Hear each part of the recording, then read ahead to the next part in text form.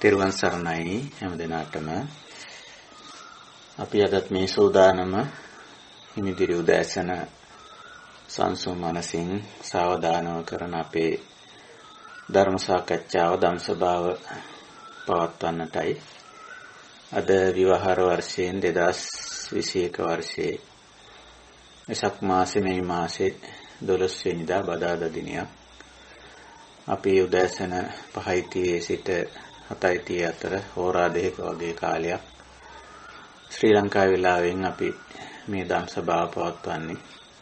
අදත් අපේ සුපුරුදු කල්යාණ මිත්‍ර පිරිස වෙනදා වගේම ලෝකයේ නොයෙක් රටවල ඉඳගෙන අන්තර්ජාලය ඔස්සේ ස්කයිප් මාධ්‍යයෙන් මේ ධම් සභාවට එකතු වී සිටිනවා.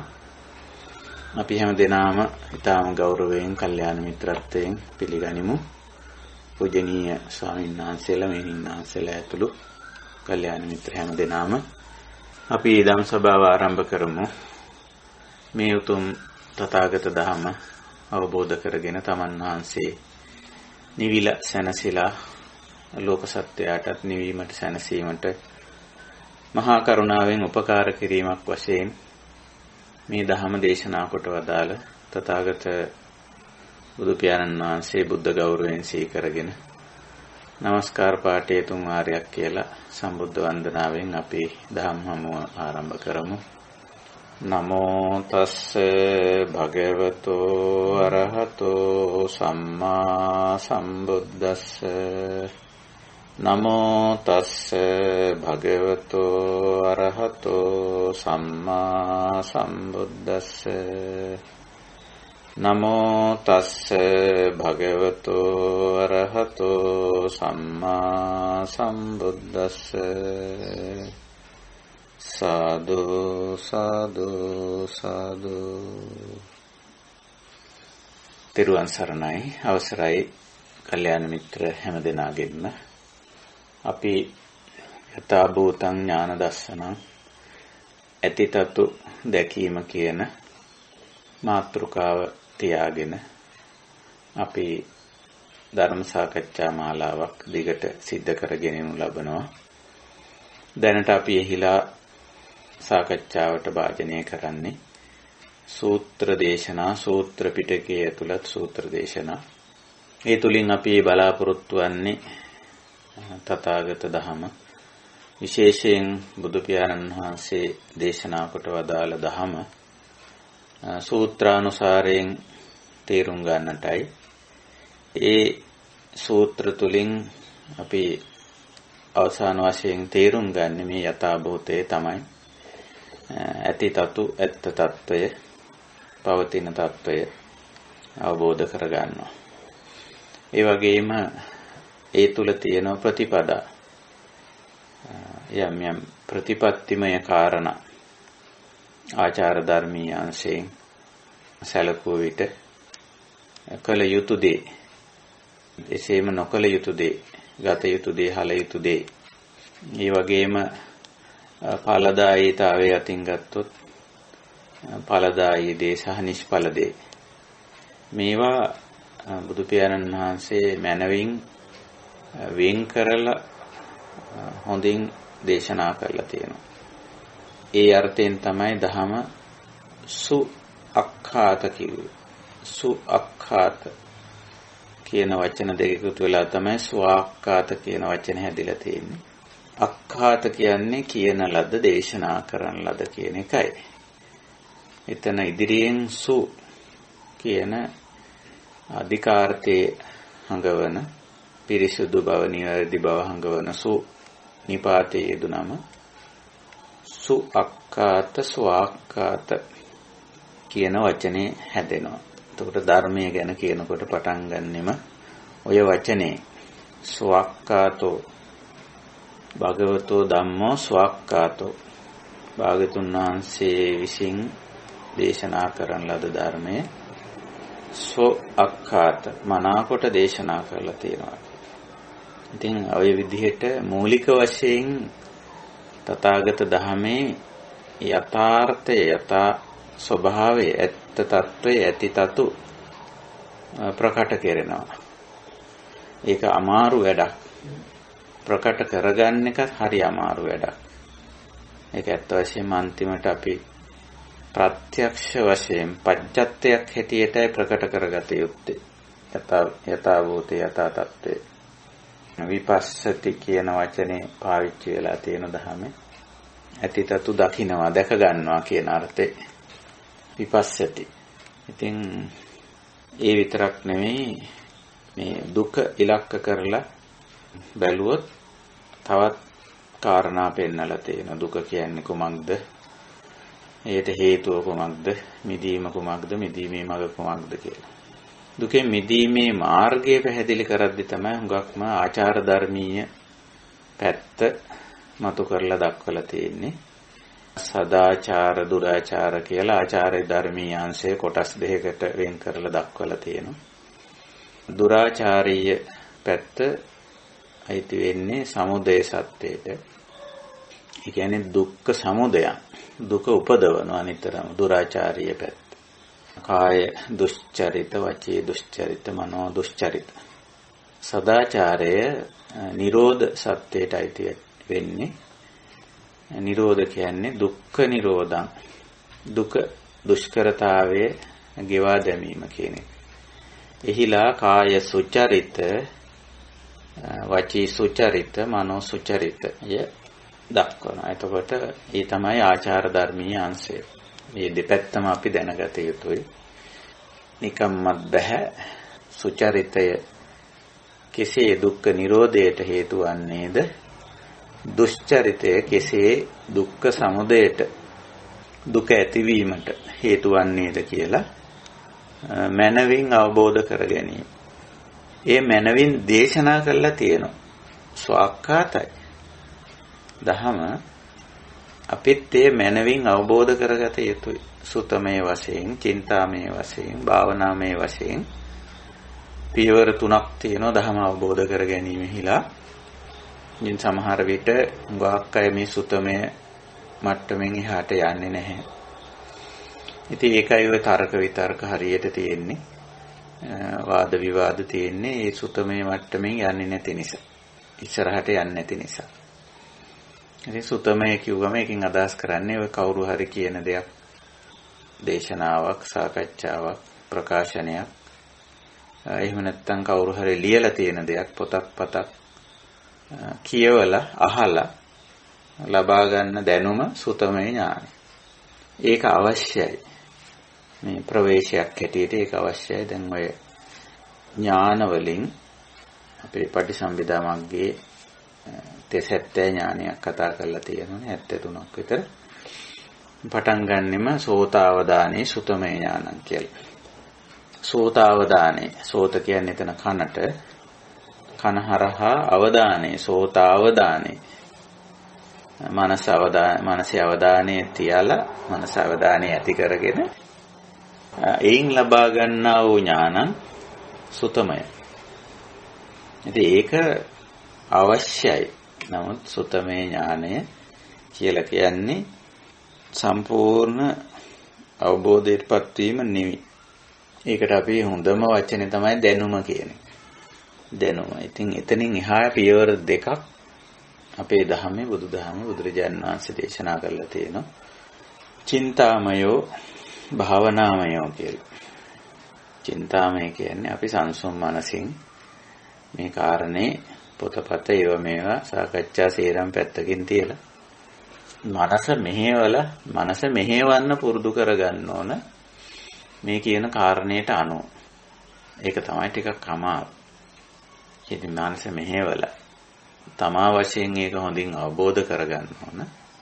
මේක මෙහෙමයි මේක මෙහෙම නොවේ ආදී වශයෙන් කියන.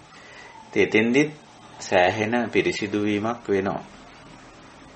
චින්තාමය වශයෙන් හරියට යෝනිසෝ මනසිකාර අයෝනිසෝ නෙවෙයි. හරියට මෙනෙහි කරලා බැලුවොත් අර සුතමය වශයෙන් ගත්ත දේවල් වල තිබිච්ච මොනවා හරි අපිරිසිදුතා වැරදි දේවල් නිවැරදි වෙනවා. ඊළඟට හුදෙක් හිතින්ම යමක් තේරුම් ගත්ත පමණින් ප්‍රායෝගිකව සත්‍යද අසත්‍යද කියලා ඔප්පු වෙන්නේ. එහෙනම් එතෙන්දි භාවනාමය කර බැලීම එතන අදහස් කරන්නේ භාවනාවේ කියලා. ක්‍රියාත්මක කිරීම. කයින්, වචනයෙන්, සිතින් විදිහට ක්‍රියාත්මක කරලා බලනවා. එතකොට තේරෙනවා මේක ඇත්ත වශයෙන්ම සත්‍යද අසත්‍යද ආදී වශයෙන්. ඉතින් ඔතෙන්දී කර බැලීමෙහිලා අපිට ඒක වාසියක් තියෙනවා. බුදුරජාණන් වහන්සේට නොතිබුණු වාසියක්.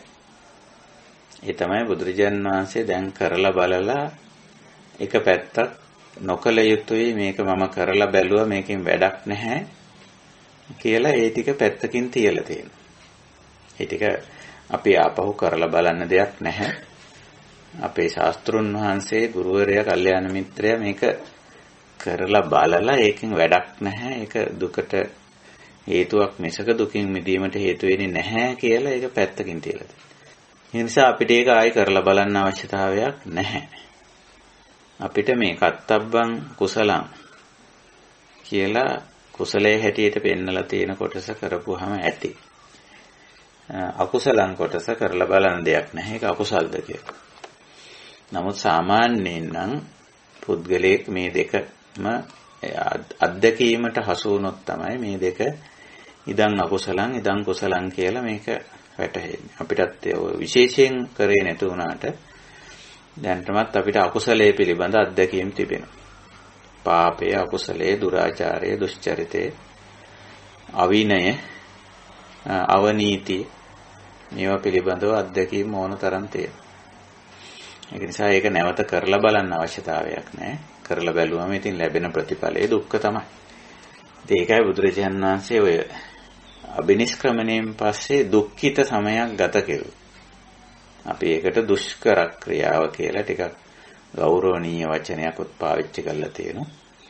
මේ වැඩපිළිවෙලට බැහැලා නැන්සේ අර ඒවකට දුකින් මිදීම සඳහා කරපු දේවල් කරලා බැලුවා අනිත්‍යයි.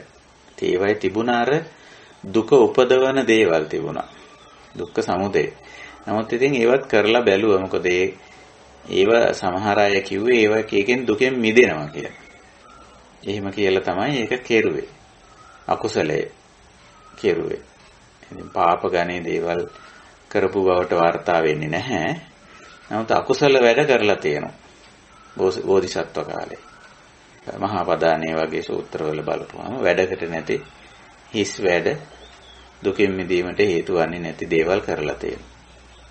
ඉතින් බුදුරජාණන් වහන්සේ ඒවා හැමෝම කියලා තියෙන දේශනා කරලා තියෙනවා. අනේ මම මේ තරම් නිෂ්ඵල දේවල් කෙරුවා කරලා තමයි දැනගත්තේ මේකෙන් දුකින් මිදීමක් සිද්ධ වෙන්නේ නැහැ කියලා. ඒක නිසා මම මේ ටික අතහැරලා දැම්ම පහතබ්බයක් ඒක බැහැර කළ යුත්තක් කියලා. ඉතින් ඒ අතින් ගත්තම අපි බුද්ධ ශ්‍රාවකයන්ට ඒකේ පහසුවක් තියෙනවා. මේ ශ්‍රාවක බුද්ධලට සම්මා සම්බුද්ධ මේක දෙපැත්තම හරියට අත්දැකීමට හසු කරගෙන භාවනාමය ඥාණයෙන් ඒක අත්දකලා තියෙන නිසා ශ්‍රාවක බුද්ධලට තියෙන්නේ එතනින් කොටසක්. ඒ කියන්නේ කුසල පැත්ත වැඩුවම ප්‍රමාණවත්. ඉතින් ඒකයි ආර්ය අෂ්ටාංගික මාර්ගයට නිතරම කුසල පැත්තනේ අරන් තියෙන්නේ. සම්මා දිට්ඨි, සම්මා සංකප්ප, සම්මා වාචා, සම්මා කම්මන්ත, සම්මා ආජීව, සම්මා වායාම, සම්මා සති, සම්මා සමාධි. ඉතින් ඔගේ අකුසල පැත්තක් තියෙනවා. ඔයාට හැමම තියෙනවා. මිච්ඡා දිට්ඨි, මිච්ඡා සංකප්ප, මිච්ඡා වාචා, මිච්ඡා කම්මන්ත, මිච්ඡා ආජීව, මිච්ඡා වායාම, මිච්ඡා සති, මිච්ඡා සමාධි. ඔය අටම බුදුදහමේ දේශනා කළා තියෙනවා. තැන් වල. අනාර්ය අෂ්ටාංගික මාර්ගය. එක තැනක නෙමෙයි තැන් වල දේශනා කරලා දැන් මිච්ඡා සමාධි දේශනා කරපු තැන් තියෙනවා. මිච්ඡා වාචා දේශනා කරපු තැන් තියෙනවා. සම්මා වාචා කියන තැනම ඒක අනිත් පැත්තට කියවෙනවා. ඉතින් අපිට දැන් මිච්ඡා කොටස කරලා බලන්න අවශ්‍යතාවයක් නැහැ. එකකින් දුක්ඛෝදයන්, දුක්ඛ විපාකං, දුක උපදවන, දුකට පමුණවන, දුක වැඩි කරන පැත්ත කරලා බලන්න දෙයක් නැහැ. ඒක බුදුරජාණන් වහන්සේ අත්දැකීමෙන්ම මේක ඉදන් න කත්තබ්බං මේක බැහැර කළ යුත්තක් කියලා පහතබ්බං කියලා ඒක දේශනා කරලා තියෙන එක අපිට තේරුම් අරගෙන ඒක නොකර සිටින්නයි වලකින්නයි අවශ්‍යතාවය තියෙන්නේ. ඉතින් ওই විදිහට බුදුරජාණන් වහන්සේ දේශනා කළ ධහම සුවාක්කාතයි. මනවින් දේශනා කරලා තියෙනවා. ඒ මනාකොට දේශනා කිරීම නිසාම අපිට හරි පහසුයි මේ ධර්ම මාර්ගයේ යන්න. මාර්ගයේ හරියට පැහැදිලිව දේශනා වෙලා තියෙනවා. ඉතින් අපි මේ සූත්‍ර සාකච්ඡා ධර්ම සාකච්ඡා මගින් ඇත්ත වශයෙන්ම කරන්නේ බුද්ධ දේශනා නෙමේ අපි කතා බහ කරන්නේ. ඉතින් ඒව තුලින් මාර්ගය විවර කර ගැනීම. ඉතින් අර ගැඹුරු අවබෝධයත් මාර්ගය විවර කර ගැනීමත් අපි මෙතන කරනවා. ඉතින් හොඳයි අපේ ධර්ම සාකච්ඡාව ගැන පොඩි පෙරවදනක් මම ඔය ඉදිරිපත් කෙරුවේ. ධර්ම සාකච්ඡාවක් කරන්නේ ඇයි? ධම් සභාවක් පවත්වන්නේ ඇයි කියන කාරණේ. ඉතින් මේක අද අපි පවත්වන්නේ බුදුරජාණන් වහන්සේ ආරම්භ කර ධම් සභාවමයි. එදත් භික්ෂු භික්ෂුණී උපාසක උපාසිකා සිව් පිරිස ධම් සභාවේ හිටියා. බුදුරජාණන් වහන්සේ ආරම්භ කරපු පළවෙනි එකේ නම් හිටියේ පංචවග්ග කියලා විතරයි. එතනින් පස්සේ ධම් සභාවට සංඝ සමාජයක් එකතු වුණා. භික්ෂු භික්ෂුණී උපාසක උපාසිකා. ඉතින් සමහර විට බුදුරජාණන් වහන්සේ නැති අවස්ථාවල ඔය භික්ෂුවක් හෝ භික්ෂුණියක් නැත්නම් උපාසක කෙනෙක් උපාසිකාවක් මූලික වෙලා ධම් සභාව පැවැත්තුවා. ඒකට බාධාවක් නැහැ. ඉතින් කවුරු ධම් සභාවට මූලික වුණත් කවුරු ධම් සභාවේ හිටියත් ධම් සභාවේ ඉලක්කය එකයි. ඒක වෙනස් වෙන්නේ නැහැ. මේ යථාබෝධය ඇති කර ගැනීම නිවනට මඟ එලිබෙහෙලි කර ගැනීම තමයි ධම් සභාවක ආරමුණ ඉලක්කය. ඉතින් අපේ ධම් සභාවේ ඉලක්කය ආරමුණත් ඒකම තමයි. ඊට වැඩිය වෙනස් වෙන්නේ නැහැ. හොඳයි අපි මේ වන විට මේ මාතෘකාවෙන් සෑහෙන සාකච්ඡා මාලාවක් පවත්වාගෙන යමින් තිබෙනවා. ඉතින් අපි පහුගිය සාකච්ඡා තුනේදී මේ සුප්‍රසිද්ධ සූත්‍ර දේශනාවක් වන රතන සූත්‍රය තමයි සාකච්ඡා කළේ. තේ රතන සූත්‍රයේ පසුබිම අටුවා කතා මේ ආදී දේවලුත් අපි සැලකිල්ලට අරගෙන එහි අන්තර්ගතයේ කතා බහ කළා. මම හිතන්නේ අපි ගාථාත් එකින් එක තෝරන්න උත්සාහ කළා. ඊටත් එහා ගිහිල්ලා එහි සමුදයාර්ථය සමස්ත අර්ථය එයින් දෙන පණිවිඩය සමස්තයක් හැටියට ග්‍රහණය කරගන්න අපිට පුළුවන් වුණා. මම හිතන්නේ කල්යාණ මිත්‍රයන් හැම දෙනාටම එහෙම පුළුවන් වෙන්නේ නැති කියලා. ඊළඟට මේ අපිට නැතවත් සූත්‍ර යෝජනා වෙලා තිබුණා. අයින් එකක් තමයි ඒකම මේ කරණීය මෙත්ත සූත්‍රය කියලා. ඒකත් අපේ හුඟක් ප්‍රසිද්ධ සූත්‍රයක්. ප්‍රසිද්ධ කියන්නේ ඇත්තට මේක මේ අර රතන සූත්‍රය වගේම ප්‍රසිද්ධ වෙලා තියෙන්නේ පිරිත් පරිත්‍රාණ කියලා දෙයක් අපිට මෑත කාලේ ඇවිල්ලා තියෙනවා. විශේෂයෙන් ලංකාවේ පරිත්‍රාණ ක්‍රමය ඇවිල්ලා තියෙන්නේ අනුමර යුගයෙන් පස්සේ මහනුවර යුගයෙන් පස්සේ තමයි ඒක ඇවිල්ලා තියෙන්නේ. ඉතින් ඊට කලින් බණවර විදිහට සූත්‍ර ගොනු කිරීමක් කරලා තිබිලා තියෙනවා. අපිට ඒක ගැන ඉතිහාසයේ යම් යම් තොරතුරු තියෙනවා. නවක භික්ෂූන්ට මතක තියාගන්න අත්‍යවශ්‍යයෙන් මතක තියාගත යුතු ඇතැම් සූත්‍ර පිටකයෙන් වෙන් කරලා අරගෙන වෙනම පොත් හැටියට හරි ගස්සලා ඒවා කටපාඩම් කරගන්න වන පොත් කරනවා කියලා අපි කියන්නේ. ඒ සඳහා සකස් කරපු දේවල් තියෙන ඒ අනුව බණවර කියලා බාහන වාර. ඇත්තට මෙතන බාහන වාර කියන්නේ බාහනක වාරය කියන අදහස. ඒ කියන්නේ බාහනක කියන්නේ කටපාඩමින් මතක තියාගන්නවා කියන එකයි. මතක තබා ගැනීමනේ අපේ පැරණි සංරක්ෂණ ක්‍රමය. ඉතින් ඒ සඳහා අත්‍යවශ්‍ය කොටස් සාමනීර කාලෙදී මෙන්න මේ ටික මේ බාහනක වාරය මේ කොටස මතක තබා ගත යුතුයි කටපාඩමින් කියලා එහෙම සූත්‍ර කොටස් හරි ගැස්සලා තියෙනවා. එහෙම සකස් කරද්දී ඒ සඳහා සූත්‍ර පිටකයෙන් කොටස් නැත්නම් සූත්‍ර උපුටලා අරන් තියෙනවා. එහෙම අරගෙන බණවර 4ක් විතර සකස් කරලා තිබුණු බවට අපිට ඓතිහාසික වාර්තා තියෙනවා. මුලින් බණවර 2ක් විතර තිබිලා තියෙනවා. ඊට පස්සේ චතුබානවාර පාළි කියලා තමයි එකත් හඳුන්වලා තියෙන්නේ. චතුබානවාර පාළි බණවර 4 සහිත පොත කියලා. ඉතින් ඒවයි බණවර 4 තියෙන්නේ ඇත්තටම සූත්‍ර පිටකයේ තියෙන සූත්‍ර. ඊට අමතරව සූත්‍ර පිටකයේ නැති සූත්‍රත් බණවර 4 දකින්න පුළුවන්. දැන් බණ චතුබානවාර පාළිය දැන් විවහාර කරන්නේ පිරිත් පොත කියලා. පිරුවානා පොත් වහන්සේ කියලා. එතකොට පිරුවානා කියන එකේ අදහසත් පරිවහණය කරනවා කියන එකේ අදහස අර බානවාරේම තමයි. මතක තබා ගැනීමම තමයි ඒකේ අදහස. පිරුවානා පොත් වහන්සේ කිව්වොත් එතකොට ඒකෙන් අදහස් කරන්නේ කටපාඩම් කරගත යුතු සූත්‍ර කොටස් කියන එක. ඒක ඇත්ත වශයෙන්ම මේ ගැඹුරු සූත්‍ර දේශනා හුඟක් ධර්ම සූත්‍ර තමයි ඇතුළත් වෙලා තියෙන්නේ. ඉතින් සූත්‍ර පිටකේ ඒ තරම් ප්‍රකටව පේන්නේ නැති ඇතැම් සූත්‍ර සමහර විට පේන්න තියෙනවා. කොහොම නමුත් මේ චතුබානවාර පාළියට මේ අපි කතා කරන සූත්‍ර කලින් කතා කර රතන සූත්‍රයත් ඒ වගේම අද අපි කතා කරන්න බලාපොරොත්තු වෙන්නේ මෙත්ත සූත්‍රය ඒකත් ඇතුළත් වෙලා තියෙනවා.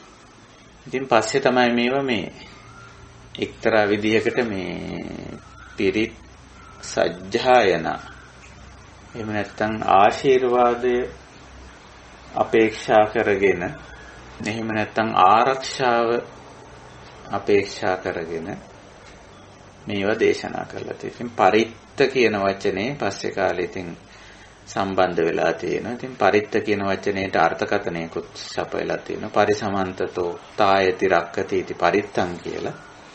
ආත්පසින්ම ආරක්ෂාව ලැබෙන හේයින් පරිත්ත නම් වේ කියලා. ඒතර ආරක්ෂාව කියන එකත් පස්සේ කාලේ ආරක්ෂාව කියන්නේ නිකන් security කියන වගේ අදහසක් තමයි අරන් තියෙන්නේ. නමුත් ධම්මෝ හවේ රක්කති ධම්මචාරී කියන අදහස තමයි අපේ ධහමේ ඇත්ත වශයෙන්ම ආරක්ෂාව කියන එකෙන් අදහස් කරන්නේ. ධම්මචාරී බව නිසා ධහමට අනුව ජීවත් වීම නිසා ඇතිවෙන සුරක්ෂණය. ඒක හරිය ගැඹුරු එකක්, පුළුල් එකක්.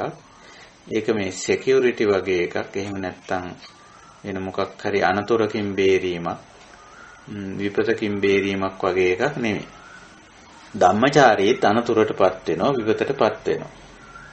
එතන ධම්මචාරී ධම්මෝ හවේ රක්කති කියන්නේ අනතුරකින් බේරෙනවා, විපතකින් බේරෙනවා කියන එක නෙමෙයි. ඒක ඊට එදියේ ගැඹුරු කාරණයක්. එතකොට මේ ධර්මයෙන් ලැබෙන ආරක්ෂාව වෙන්නේ ඒක. නමුත් ආරක්ෂාව කියන එක පස්සේ කාලේ ඒකට ලැබිලා තියෙන අර්ථකථනය, ඒකට ලැබිලා තියෙන අර්ථ දැක්වීම, ඒ වචන පිළිබඳව කරලා තියෙන අර්ථ දැක්වීම නිකන් security කියන අදහසක්. හොර හතුරන්ගෙන් ආරක්ෂා වීම නැත්නම් ඔය ස්වභාවික විපතකින් ආරක්ෂා වීම ඔය වගේ දෙයකට ලඝු වෙලා තියෙනවා. ඒ ධම්මචාරී ධම්මෝ හවේ රක්කති කියන්නේ. එතකොට දැන් කරලා තියෙන්නේ ධම්මචාරී වෙන එක පැත්තකින් තියලා. ඒ කියන්නේ ධර්මානුකූලව ජීවත් වෙනවා, ධහමට අනුව ජීවත් වෙනවා කියන එක පැත්තකින් තියලා මේ සූත්‍ර සජ්ජායනා කරන්න ඒව කරලා ඊට අදාළව එකතු වෙච්ච අභිචාර නූල් බැඳීම, පැන්දීම ඔය වගේ දේවල් කරන්න තමයි අපි හුරු වෙලා තියෙන්නේ. ඉතින් දැන් ඒක තද බල විදියට සමාජගත වෙලා තියෙනවා. එතකොට ලේසියෙන් මේ සමාජගත මේ කාරණේ අයින් කරන්න අපිට පුළුවන් කමක් නැහැ. ඉතින් අපිත් සමහර වෙලාවට ඒවා මිනිස්යන්ට ඇතැම් අවස්ථාවල ඒක අපිත් භාවිතා කරනවා. ඉතින් අපිට නමුත් තේරෙනවා මේක නෙමෙයි ධම්මචාර, මේ ආරක්ෂාව කියන්නේ මේක නෙමෙයි කියන එක අපිට දැන් පැහැදිලි. නමුත් දැන් අපි බුදුහාමුදුරන්ගේ එක දේශනාවක් තියෙනවා මේ ඕහාරමත් තේන ඕහරෙයන් කියලා. සමහර තැන්වල කරන්නම බැරි තැනදී විවහාර මාත්‍රයෙන් විවහාර කරලා ඒක අතහැරලා දාන්න කියලා. ඉතින් හැබැයි එක්තරා විදිහකට මේ විවහාර මාත්‍රයෙන් විවහාර කිරීම සත්‍ය වසන් කිරීමක් දක්වා නරක අතට යන්නත් ඉඩ තියෙනවා. ඒක නිසාවෙන් අපි ඒකට පුළුවන් විදිහට ධර්මානුකූල අර්ථකථනයක් සපයලා ධම්මචාරී කරලා තමයි අපි මේ දේ කරන්නේ. දැන් හුඟක් වෙලාවට මම පිරිත් නූලක් බඳිනකොට මම කියන්නේ පිරිත් නූලේ වටිනාකම තියෙන්නේ පංචශීලයේ රකින්න නම් විතරයි. යම් කෙනෙක් තමන් බෞද්ධයෙක් කියන එක රිමයින්ඩර් එකක් මේ අතේ තියෙන්නේ.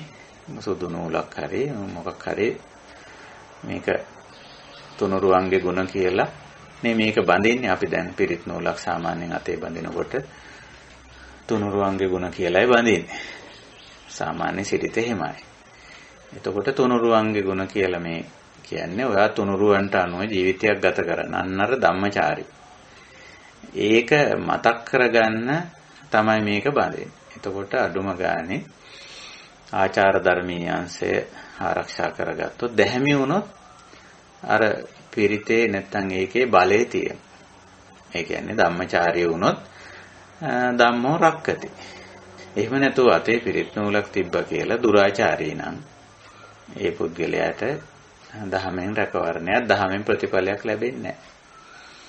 සමහර අය හිතාගෙන ඉන්නේ කොච්චර දුරාචාරී වුණත් දුෂ්චරිත වුණත් කමක් නැහැ. අතේ පිරිත් නූලක් තියෙනවා නම් ඒකෙන් ආරක්ෂාවක් ලැබෙනවා කියලා. ඒක එහෙම වෙන්නේ නැහැ.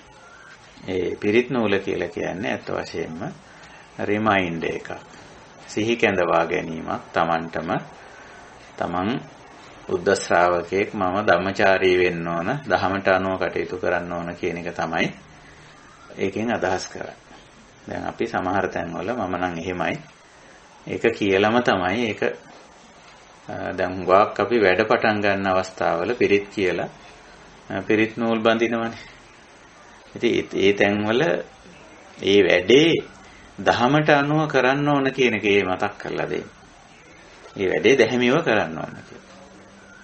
දැන් පහුගිය අවස්ථාවක මම මේ ගියක් ආරම්භ කර අවස්ථාවක පිරිත් කියලා මම ඉස්සර වෙලාම පිරිත් නූල බැන්දේ මේෂන් බාසොන් නැහැට. එයාට මං එන්න කියලා මං කිව්වා ඔයා තමයි මේකේ ප්‍රධානිය වෙන්නේ මේ ගියක් සකස් කිරීමේදී. ඉතින් මේකෙන් කියවෙන්නේ මේ වැඩේ දැහැමිව කරන්න ඕන කියලා. ඉතින් ඇත්ත වශයෙන්ම මං පුදුම වුණා ඒ මිනිස්සයා දැනුත් ඒ වැඩේ කරගෙන යනවා පුදුම දැහැමි බවකින්.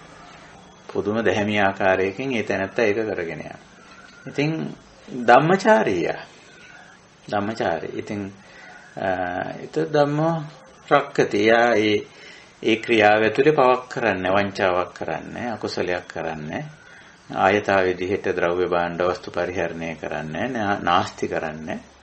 ඉතින් මට කිව්වා මේ බදාම ටික පවා හරිම පරිස්සමෙන් ඒක පාවිච්චි කරනවා කියලා. බාල බඩුවක් ආවොත් ඒක දාලා හොය නිකම්ම බඳින්න නැතුව මේක ගන්න බෑ මේ වැඩේට. මේක මාරු කරන් එන්න. මේක දාලා මේ වැඩේ කරොත් හරියන්නේ නැහැ කියලා එහෙම කරනවා. සමහර අය බඩු සපයන අයයි බාසුන් නැහැලයි අතර යටින් සම්බන්ධතා තියෙනවා. ඉතින් බාල බඩු එවුවම මේක දාලා වැඩේ කරනවා. නමුත් මේ තැනැත්තා මේ වනකම්ම ධම්මචාරී බව අපිට ඔප්පු වෙලා තියෙනවා. ඉතින් මම හිතනවා එයාට අපි එදා කියපු දේ මම කියපු දේ පෞද්ගලිකවත් මම ඒක කිව්වා. මේ වැඩේදී ඔබ ධම්මචාරී වෙන්න, දැහැමි වෙන්න කියලා. ඉතින් එයාට මේ වැඩේ ඇතුලේ එයාගේ වේතනය, වැටුප, මහ ශ්‍රමය අපි කිසිම අඩුපාඩුවක් නැතුව දෙනවා. අතිරේක වශයෙන්ුත් අපි සන්තෝෂය ප්‍රකාශ කරලා ඒ උදව් උපකාර කරනවා. ඊට නැත්තත් සම්පූර්ණ දැහැමිව මේ වැඩේ කරගෙන යනවා. ඉතින් ඒ වයින් ඔප්පු වෙලා තියෙනවා බුදුහාමුදුරන්ගේ දහම. අපි මේ බුදුහාමුදුරන්ගේ දහම ඔප්පු වෙන්නේ ප්‍රායෝගික වැඩවලදී. ඒකට කියන්නේ භාවනාමය ඥානය කියලා. භාවනාමය ඥානය. එහෙනම් අපි පුරුදු වෙන්න ඕනේ මේ ධර්ම සූත්‍රවල තියෙන කාරණා ප්‍රායෝගිකව කරලා බලන්න. ඉතින් මම මේ කාරණා ටික මතක් කරේ අපි කතා කරන්න යන සූත්‍රයත් කරණීය මෙත්ත සූත්‍රය කියලා තමයි මේ සූත්‍රය අපේ සාමාන්‍යයෙන් බෞද්ධ සමාජයේ ප්‍රසිද්ධ. නමුත් මේක පිටකයේ සඳහන් වෙන්නේ මෙත්ත සූත්තං කියලා. මෙත්ත සූත්‍රය කියලා. ඉතින් මේකේ තියෙන මුල් වචනේ සලකලා වෙන්නේ නැති කරණීය මෙත්ත සූත්‍රය කියලා කියන්න පුරුදු වෙලා තියෙන්නේ. ඉතින් හුඟක්ම මේ සූත්‍රයත් අර රතන සූත්‍රය වගේම මේකේ තියෙන අර්ථය ඊතරම් මතු කරලා තියනවාද කියලා කියන්න ටිකක් අමාරුයි.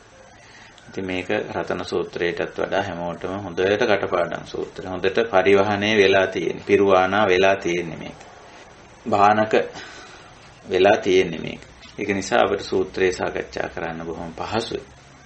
පළමුවෙන් මම කැමති මේ සූත්‍රයේ නිදානයක් නම් නැහැ සූත්‍රේ. අපි දන්නෝනේ සූත්‍රයක නිදාන උද්දේශ විභංග ඕවාද කියලා සාමාන්‍යයෙන් මූලික ආකෘතිය සූත්‍ර ආකෘතියේ මූලික කාරණා හතරක් අපිට ප්‍රකට වෙනවා. එයින් මෙතන මෙහි නිදානයක් පේන්නේ නැහැ. ඒ කියන්නේ කවුරුන් විසින් කාට කුමක් නිසා කොහිදී දේශනා කරාද කියන එවැනි විස්තරයක් සූත්‍රයේ නැහැ. සූත්‍රයේ තියෙන්නේ අර රතන සූත්‍රයේ වගේම ගාථා පන්තියක්. එහෙත් මේ සඳහා ලියන ලද විවරණයක් තියෙනවා. ඒකට අපි කියනවා අටුවාව කියලා. අට කතාව, අර්ථ කතාව. එහෙම එකක් තියෙනවා. ඉංග්‍රීසියෙන් කමෙන්ටරි කියලා කියනවා. ආයේ අර්ථකථනය දෙන්න ගිහිල්ලා මෙහි තියෙන වචන වලට අර්ථකථනය දෙන්න සූදානම් වෙන කෙනා මේ පිළිබඳ පසුබිම් කතාවක් ලියලා තියෙනවා. ඉතින් මේ පසුබිම් කතාවත් හුඟ දෙනෙක් දන්නවා. අපි හැමෝටම ඒක හුඟා ප්‍රසිද්ධ කතාවක්. සුප්‍රසිද්ධයි ඒක. අරණිමිත්ත සූත්‍රය අටුවා කතාව. ඉතින් ඕවා දැන් සමාජ මේ අන්තර්ජාලගතව තියෙන නිසා මේවා කියවන්න ලේසි. දැන් හැමෝම කියවනෝනේ tipitaka.lk කියලා. pitaka.lk නෙමෙයි tipitaka.lk කියන එකට ගියාම එතන තියෙන බුද්ධ ජයන්ති ත්‍රිපිටක ග්‍රන්ථමාලාව. ඒකේ පාලි සිංහල දෙකම තියෙනවා. ඒකේ අටුවාවක් තියෙනවා. අටුවාවට යන්න පුළුවන්. සූත්‍රයට ගිහිල්ලා ඒ සූත්‍රයේ ආරම්භක පාඨ වල මුල වම් පැත්තේ උඩා තිත්පේලියක් වගේ තියෙනවා. ඒ තිත්පේලිය ක්ලික් කරපුවාම මෙනු එකක් කරනවා. ඒකේ අටුවාව කියලා තියෙනවා. අට කතාව. ඉතින් ඒකට ගිහිල්ලා අටුවාව කියවන්න පුළුවන්. අටුවාවත් පාලි සිංහල දෙකෙන්ම ඇතුල් කරලා තියෙනවා. ඉතින් මෙත්ත සුත්ත වන්නනා කියලා බුද්ධක නිකාය අටුවාවට ගියාම අපිට මේ කතන්දරේ තියෙනවා. විවේකීව කියව ගන්න පුළුවන්කම තියෙනවා. ඉතින් ඒක දන්න නිසා මම මෙතෙන්දී ඒ කතාව කියවන්නේ නැහැ. හේතුව කුමක්ද මේ සූත්‍රයේ දේශනා කිරීමට කියලා. ඉතින් හිමාලයේදී දේවතාවුන්ගේ හිරිහැරයටපත් පැවිදි පිරිස සවැත් නුවර භාග්‍යවතුන් වහන්සේට පැමිණ උන්වහන්සේලාට රැකවරණය පිණිසද භාවනාවට අරමුණු හේවත් කමඨහම් පිණිසද මේ සූත්‍රයේ වදාළා කියලා ඔය කෙටි විස්තරයක් අටුවාවේ දක්වලා තියෙනවා. ඉතින් ඒකේ ඔය සිද්ධිය සඳහන් කරලා තියෙනවා. ඉතින් භික්ෂුන් වහන්සේලා පිරිසක් බුදුරජාණන් වහන්සේගෙන් කමඨහන් අරගෙන ඉතින් මේ කර්මස්ථාන වඩන්න කමඨහනක් කියන්නේ අත් වශයෙන්ම මේ කිසියම් කුසලතාවයක් වැඩිවීමට අදාළ ක්‍රියාකාරකමක්. එවැනි ක්‍රියාකාරකම් බුදුරජාණන් වහන්සේ කියලා දෙනවා. අර පොඩි ළමයින්ට යම් කිසි දෙයක් පුරුදු වෙන්න යම් වැඩ පවරන්නේ. ඒව තමයි කමඨහන් කියන්නේ. එතකොට මේ වැඩේ කරාම මේ පුරුද්ද අත්දැකීම දැනුම මේවා ඔක්කොම එකතු වෙනවා. එතකොට බුදුදහමේ අවබෝධමය අංශය, චිත්තාවේගී අංශය සහ චර්යාත්මක අංශය කියලා අපේ මේ පෞරුෂයේ අංශ තුනකට බෙදලා ඒ තුනේ කිසියම් ගුණාත්මක වෙනසක් ඇති කර ගැනීම තියෙන. ඒ සඳහා ඉතින් ක්‍රම යම් යම් ක්‍රියාමාර්ගයන් බුදුරජාණන් වහන්සේ කියලා දෙනවා. ඒවට කියන්නේ කමඨහන් කියලා. ඉතින් කර්මස්ථාන කමඨහන්. ඉතින් භික්ෂුන් වහන්සේලාට තමන්ගේ ශ්‍රාවකයන්ට බුදුරජාණන් වහන්සේ මේ කමඨහන් කියලා දෙනවා. කියලා දුන්නාම ඉතින් ඒගොල්ලෝ කමඨහන් ඉගෙනගෙන ඊට පස්සේ ඒ කමඨහන් වඩන්න පැත්තකට වෙලා ඒක කරනවා කියන කැමගේ අදහස. ඉතින් තමන්ට ගැළපෙන පහසු තැනකට යනවා. ඉතින් විවේකයේ තියෙන සමහර වෙලාවට ඊළඟට ආහාර පාන ටිකක් සොයා ගන්න පුළුවන් වටපිටාවක් තියෙන ජල පහසුකමක් තියෙන ඌට වැස්සට දෙමින් නැතුව ඉන්න පුළුවන් ස්ථානයක් බලලා ඔහොම ඉතින් ජීවත් වෙන්න එපා මේ වැඩේට. ඒ වගේ මූලික පහසුකම් ටික තියෙන තැනක් හොයාගෙන එතෙන්ට ගිහිල්ලා ඉතින් එතන ඉඳගෙන මේ වැඩේ කරනවා. අර බුදුහාමුදුරුවෝ කරන්න කියපු වැඩේ කරනවා. ඒක තමයි කමඨහන් වඩනවා කියන්නේ.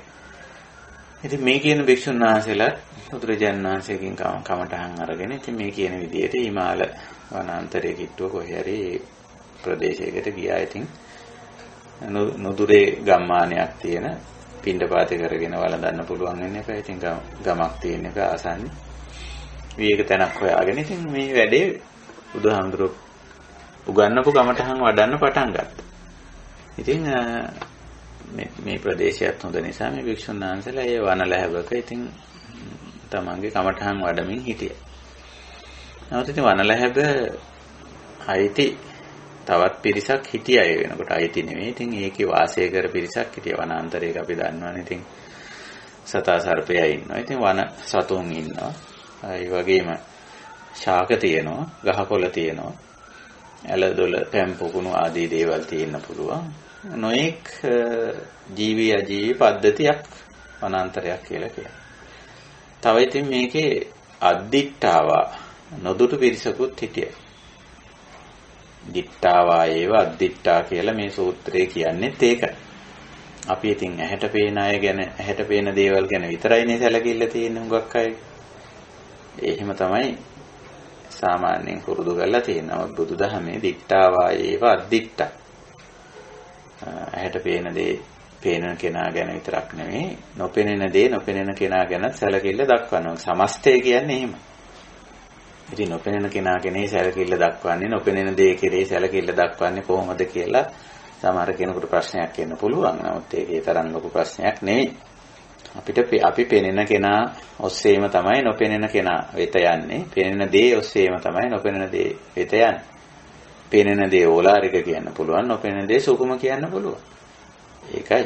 ඉතින් අපේ ප්‍රතිපදාවේ හැබැයි පෙනෙන දේටයි නොපෙනෙන දේටයි කියලා තරම් වෙනසක් නැහැ.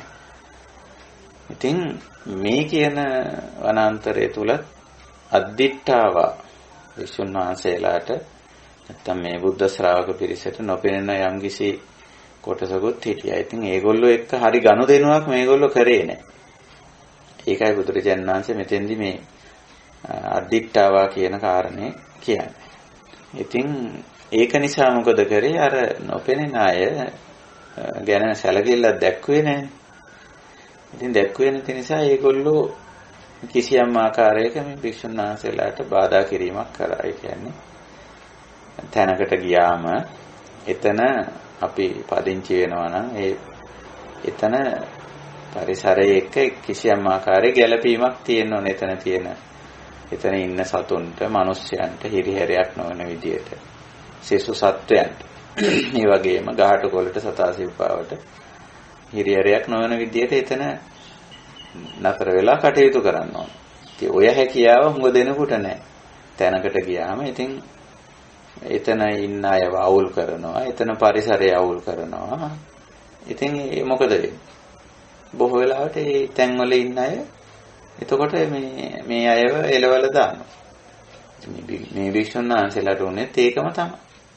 මේගොල්ලෝන්ට තැනක් හම්බ වුණා. මේගොල්ලෝ ඇහැට පේන දේවල් ගැන විතරක් වෙන්නේ නැති සැලකිල්ල දක්වන්නේ නැති. නමුත් මේ වනාන්තරයේ කිසියම් දේවතා පිරිසක් මෙතන අදහස් කරන්නේ නැති. බොහෝ වෙලාවට උප්පත්ති දේව අර දේව යෝනියේ ඉපදිච්ච පිරිසක්. ඉතින් දේව කියන වචනෙන් කියන නිසා හිතන්න වෙනවා මේගොල්ලෝ බොහොම සාමකාමීව සංසුන්ව ඉන්න අයනේ දේව කියන්නේ.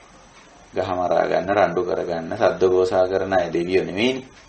දැන් නම් දේවාල වල හරියට ඒ වගේ දේවල් තමයි තියෙන්නේ. ඒ එහෙම තැන්වල කොහොමදත් දෙවියෝ ඉන්න විදියක් නැහැ. ඉතින් දේවා කිව්වම ස්වභාවයෙන් මේගොල්ලෝ උසස් ජීවන චර්යාවක් ගෙනියන අය, සංසුන්, නිහඬ, සාමකාමී පිරිසක්. ඒක අපි ධහම තුලින් තේරුම් ගන්නෙ. හැබැයි අද්දිට්ඨා නොදුටුවෝ අපි දෙවියෝ දේව යෝනියේ ඉන්න අය අපිට අපේ පසින්දුරන්ට මනසට ගෝචර වෙන්නේ නැහැ. නමුත් බුදුහාමුදුරන්ගේ දේශනාවේ දෙවිවරු ඉතින් බොහෝ වෙලාවට මේ සංසුන් නිහඬ ජීවිතයක් ගත කරන, අනුන්ට උපකාර කරන, උදව් කරන, කරදරයක් නැතුව සබාධම තුල කිසිදු ස්වභාවිකත්වයකට කිසිම හානියක් බාධාවක් කරන්නේ නැතුව ජීවත් වෙන පිරිසක් හැටියට තමයි අපිට වාර්තා වෙන්නේ. ඉතින් වෙනි පිරිසක් හිටිය මේ වනාන්තරේ. අපි පස්සේ කාලේ කියන්නේ රුක්ෂ දේවතාවෝ කියලා. එහෙම කියන. ඉතින් මේ භික්ෂුන් වහන්සේලා කෙසේ හෝ මේ අය ගැන අවශ්‍ය සැලකිල්ල දැක්ුවේ නැහැ. එතකොට ඒ අය අපහසුතාවයටපත් වෙනවනේ. ඒගොල්ලෝගේ නවාතැනට ආගන්තුක පිරිසක් ඇවිල්ලා ඒ කටයුතු හරියට කරේ නැති වුණාම ඒ ඉන්න අය අපහසුතාවයටපත් වෙනවා. එතකොට මොකද කරන්නේ? ඉතින් පුතඥය කියන්නේ කෙලෙස් සහිත අය නිසා යම් ප්‍රමාණයකට දෙවියෝ. ඉතින් ඒගොල්ලෝ බලන තමන්ගේ නවාතැන කවුරුණත් තමන්ගේ නවාතැනට ඇවිල්ලා ඒ නවාතැනේ ඉන්න මිනිස්සයාට බාධාවක් හිරිහැරයක් වෙන විදිහට කටයුතු කෙරුවොත් ඉතින් ඒ නවාතැන අයිතිකාරයා කොහොමදත් බලනවා ආගන්තුකයා එලවලා දාන්න. ඉතින් ඒක මේ වැරද්දක් හැටියට කියන්න බෑ. දෙවියන්ගේ වැරද්දක් හැටියට කියන්න බෑ. ආගන්තුකයෝ දැනගන්න ඕන ආගන්තුක නවාතැනක ඉන්නකොට නිවාසිකයට බාධාවක් නොවන විදිහට කටයුතු කරනවා. ඉතින් ඒ දක්ෂ තමයි ඒ කුසලතාවය මේ භික්ෂුන් වහන්සේලා ළඟ තිබ්බේ නැහැ. ඉතින් මේක නිසා ඒ දෙවිවරු කල්පනා කරා ඉතින් මේගොල්ලෝ හිරිහැර කරන්නත් බෑ, බැනවදින්නත් බෑ, දොස් කියන්නත් බෑ. මේගොල්ලෝ හිංසා පීඩා කරන අය නෙවෙයි දෙවිවරු. ඉතින් ඒගොල්ලෝ උපක්‍රමයක් කල්පනා කරා මේගොල්ලන්ව මේ වනාන්තරයෙන් පිටමං කරා. අටුවාව කියන්නේ විවිධ නිකන් රුස්සන් නැති ශබ්ද, ගන්ධ වගේ දේවල් ඇති කරා කියලා ඒගොල්ලෝ. එහෙනම් පුළුවන් නේ.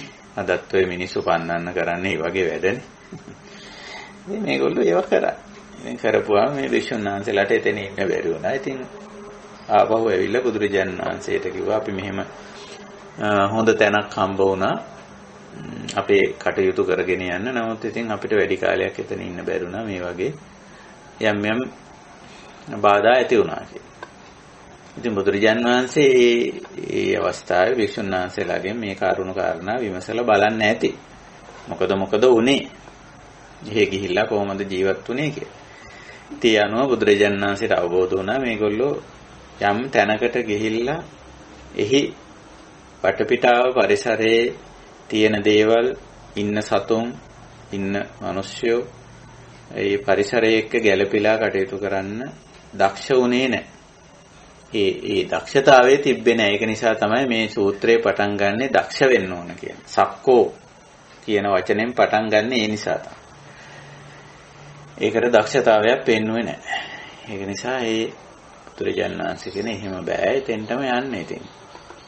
එතෙන්ටම ගිහිල්ලා එතෙන්ට නොගියොත් මේගොල්ලන්ගේ කමටහන නැත්තම් මේ දක්ෂතාවය ඒගොල්ලන්ට ඇති වෙන්නේ නැහැ. වෙන තැනකට ගියත් වෙන්නේ ඒකමනේ.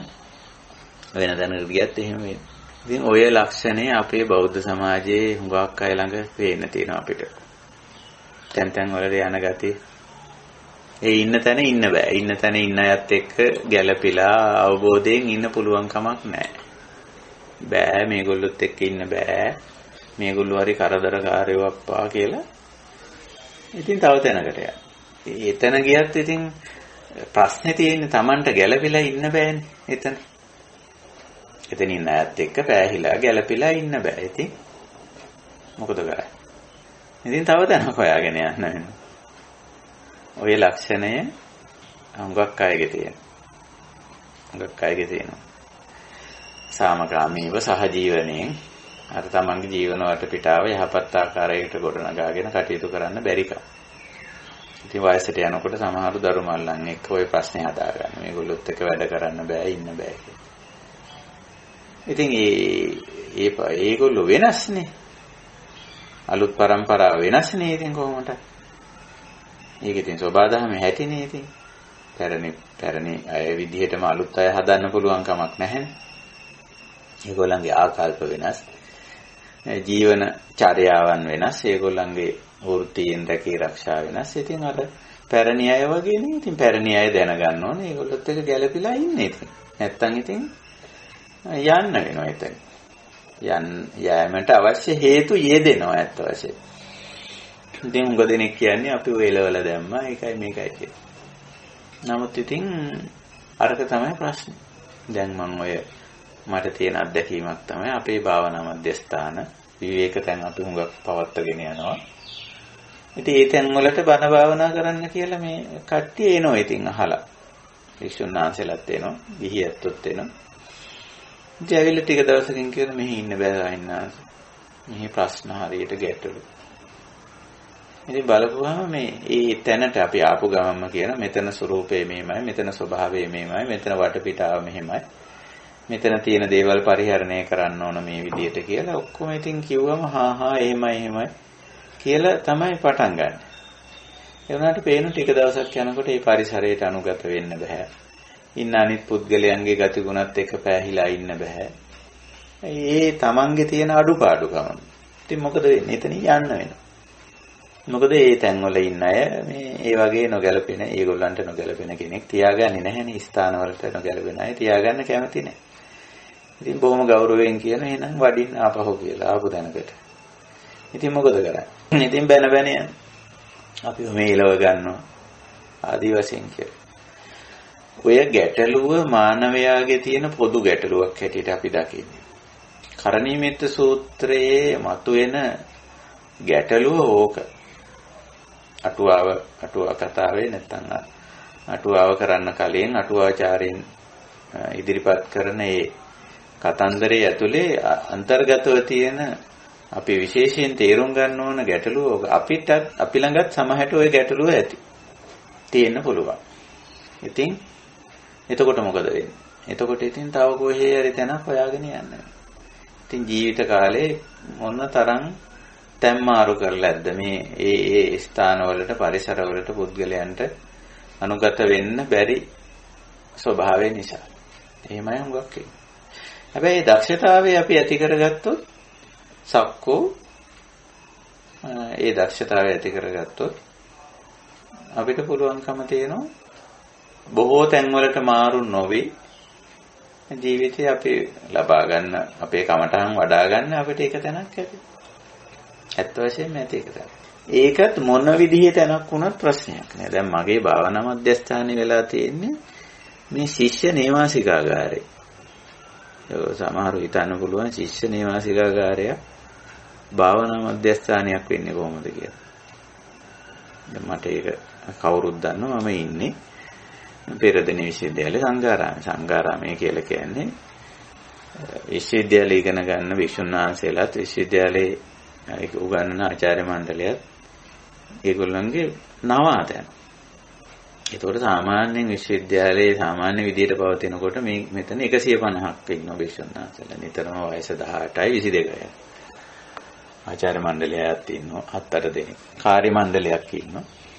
එතකොට මගේ සාමාන්‍ය භාවනා මධ්‍යස්ථානයේ එතන දැන් මම මේ ධර්ම සාකච්ඡාව කරන්නේත් එතන ඉඳන්. එතන ඉඳගෙන. එතකොට දැන් මම අවුරුදු 30ක් මෙතන ඉන්නවා. දැන් ඉන්නේ 30 වෙනි අවුරුද්ද. 31 වෙනි අවුරුද්ද දැන්. ඉතින් මෙතෙන්ට දවස් ගාණක් ශිෂ්‍යෝ ඇවිල්ලා තියෙනවා. ඉඳලා තියෙනවා අවුරුදු 4ක් මම ඒගොල්ලොත් එක්ක. අවුට් වෙලා ගිහිල්ලා තියෙන ලෝකේ පුරාම ඉන්නවා. මේ සංඝාරාමේ ඉඳපු ආචාර්ය මණ්ඩලයේ හැටියට වැඩ කරපු අය. ඒ වගේම ශිෂ්‍යෝ හැටියට ඉගෙන ගත්ත අය. ඔය අවුරුදු 31 ඇතුළත කාර්ය මණ්ඩලයේ මිනිස් ගොඩාක් මෙතන ඉඳලා බැහැර වෙලා ගිහිල්ලා තියෙනවා.